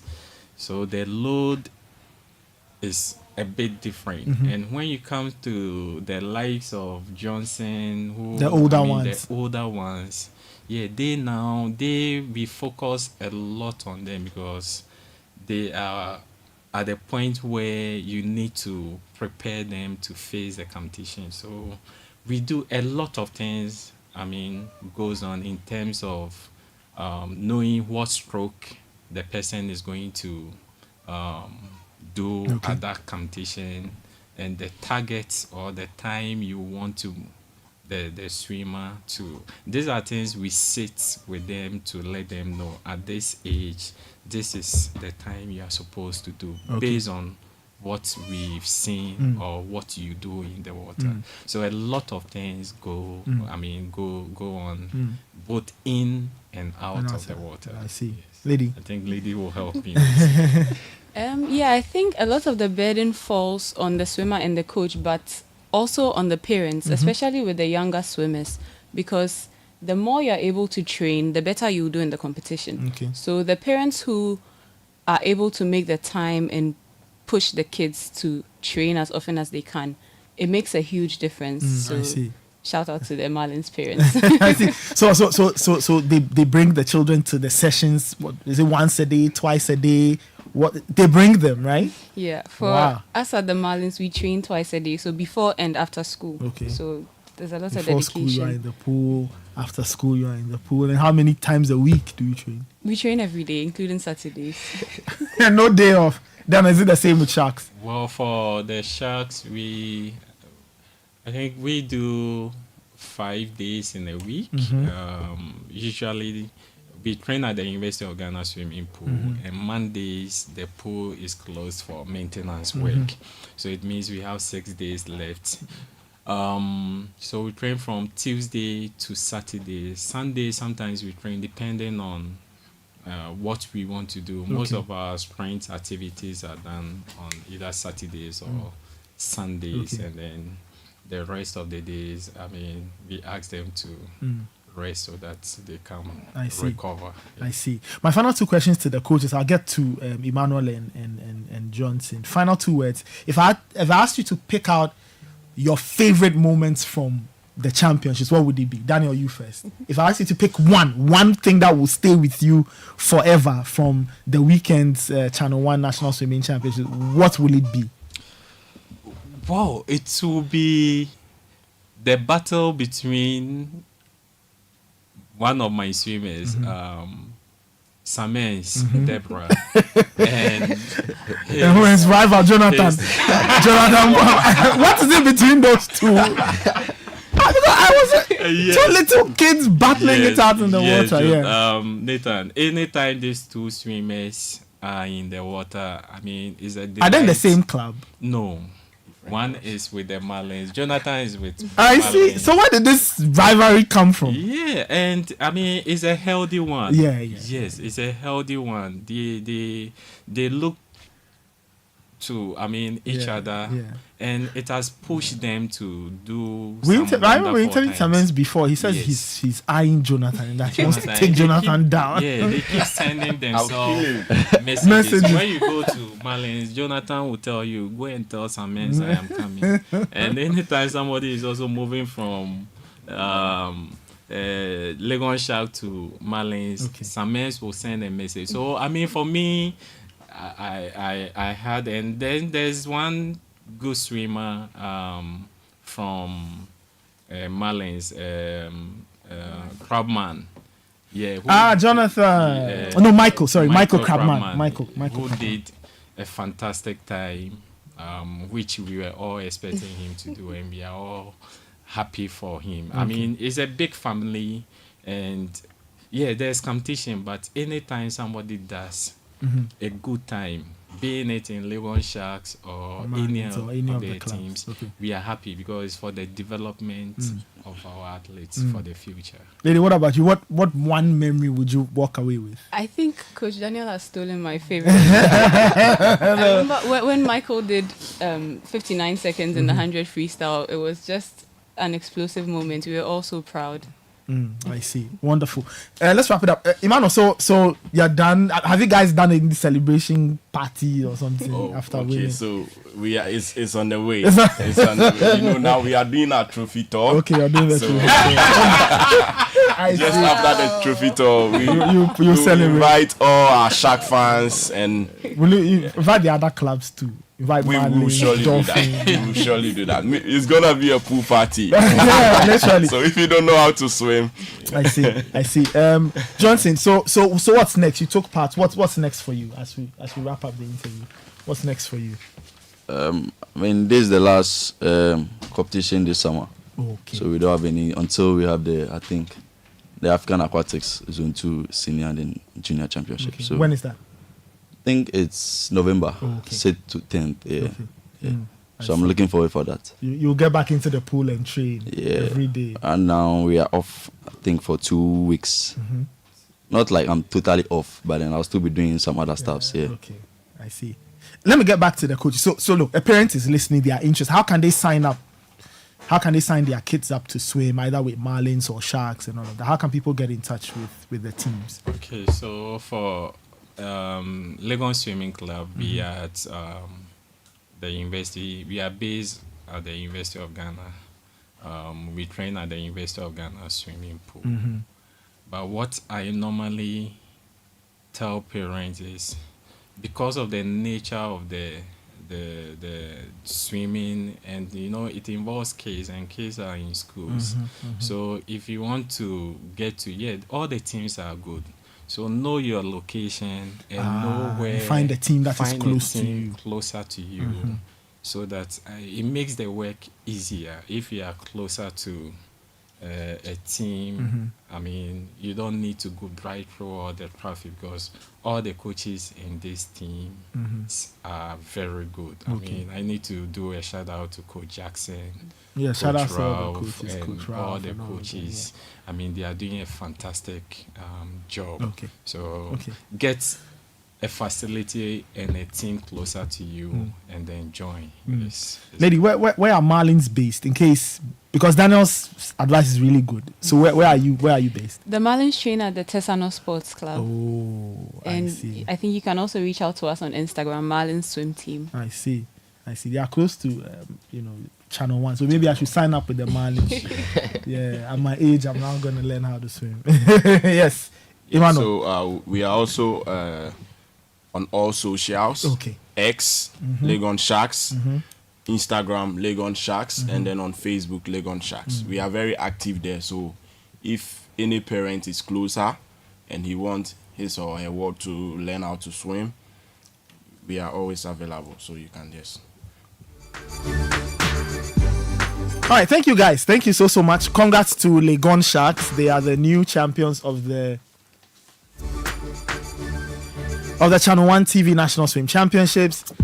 Congrats to Marlins. They were super as well. So let me thank everybody who's here. Emmanuel Sam, Club Administrator, Legon Sharks, Johnson Ousuja, co-swimmer with Legon Sharks, Daniel Ocho Pare, who's my junior from Accra Academy. Let me say that. But he was a good boy. He was a good boy. I punished him 1 or 2 times. But it's okay. And then Lady Rowena Majid Michelle, who's the coach with the Marlins swim team. Congrats once again, and thank you guys for coming, and wish you the very best. Thank you so much. And the Channel 1 National Swim Championship was proudly brought to us by Spring Consult and Piva Beverages. Citi 97.3 FM gave support, and we got great support from the Ghana Swimming Association. We'll get into our next interview in a bit, but picture this: you're home, you're relaxing, it's been a long day, but the mattress is sagging. Let that not be your story. Go to Latex Foam and feel the difference in proper mattresses and furniture. Call 0302231155 or 0322008499 or visit them latexfoamghana.com for more. Diamond cement is what you need if you are building and you are constructing and all of that. Get their 42.5 hour grade cement. It's the highest quality on the Ghanaian market. They also have the affordable 32.5 hour grade. You deserve the very best. Make Diamond Cement your number one choice for all your building needs. Call them on 0244 313 368. Diamond Cement, still hard as a diamond. Now, Eden Heights is a well-planned and secured gated community with access to a proper swimming pool, football pitch, basketball court, tennis facilities and all. They are behind the West Hills Mall, Weja in Accra, and it's delicately styled, or Eden Heights is delicately styled for your comfort and relaxation. Call them on 050-153-1444 or 050-153-1445 or visit their website edenheights.com.gh for more. Eden Heights, the heights of modern living.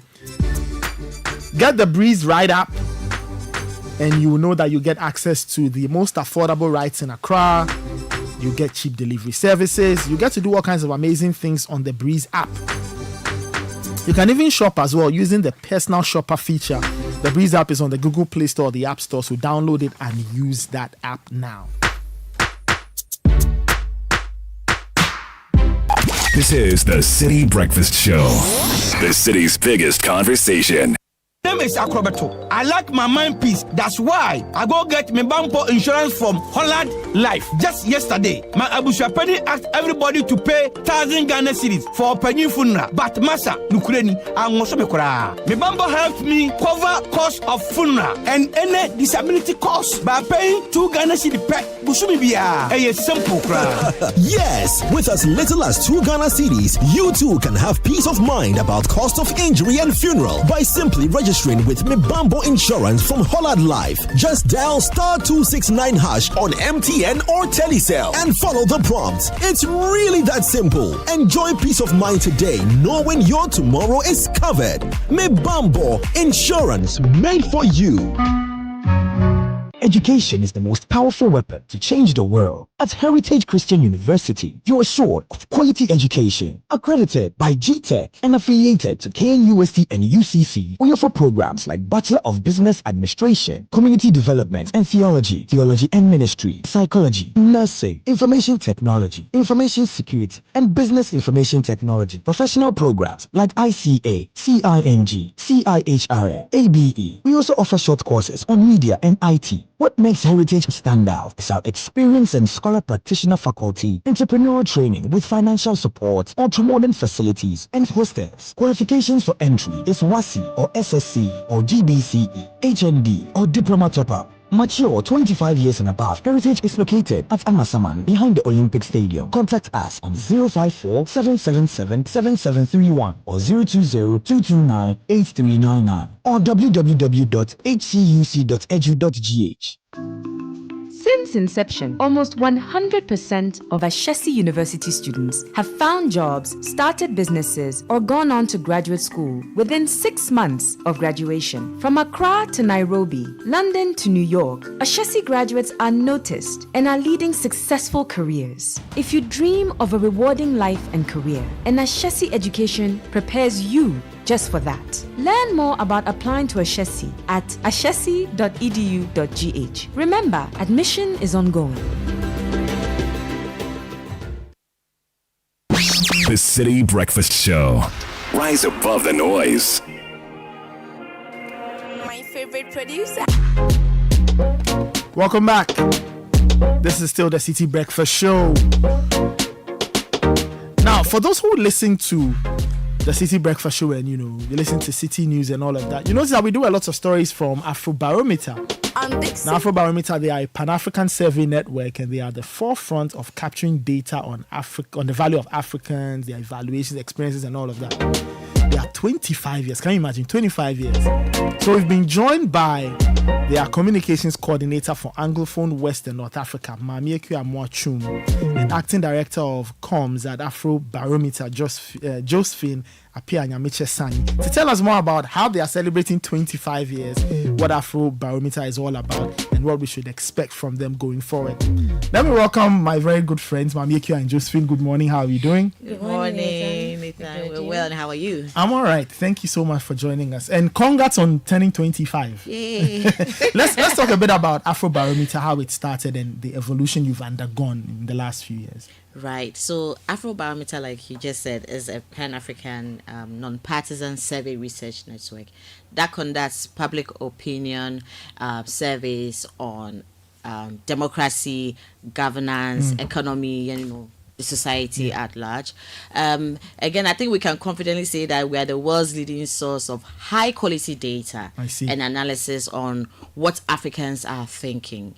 And back in the early 1990s, virtually nothing was known about what Africans wanted.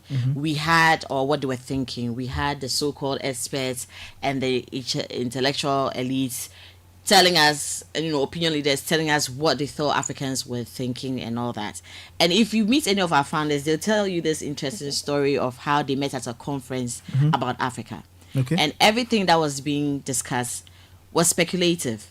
And so that's actually what led to the birth of Afrobarometer, which essentially is to conduct high quality survey data and, widely disseminate, the aspirations and the attitudes of Africans. So we started in 1999, like you rightly said, we are 25 years in 12 African countries, and since then we've expanded our footprint to 42 African countries. From 12 to 42, that's huge, huge. Let's talk about some of the key milestones and achievements that Afrobarometer has accomplished in the last 25 years.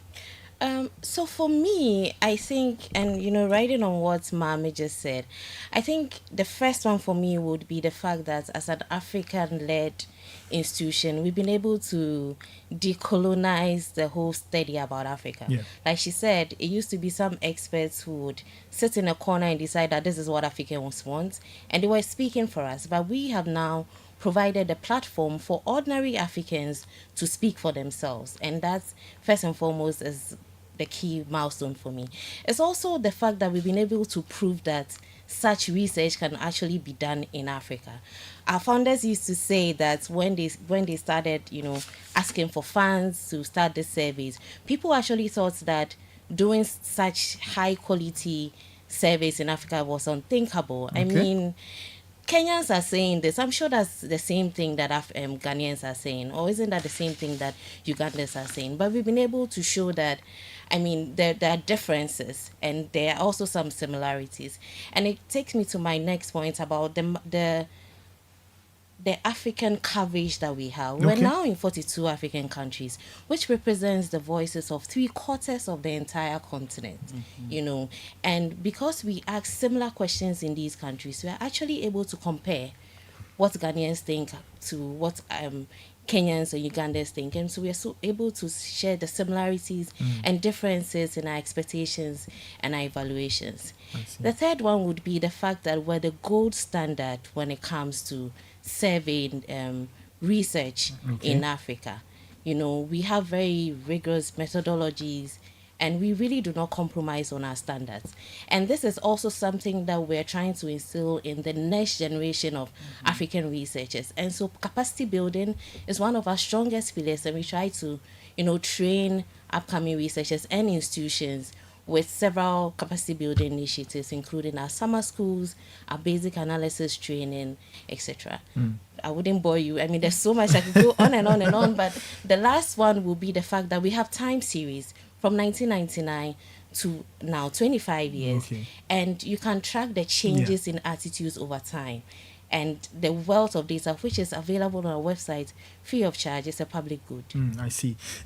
Let's talk about the flagship report on democracy. Can you tell us a bit more about that?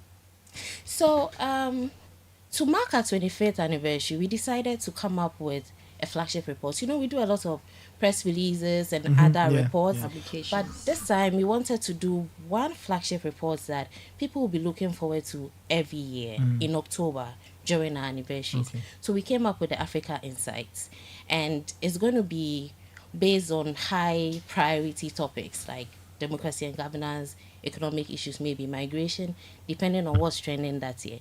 But for this year, we decided to focus on our flagship theme, which is on democracy and governance.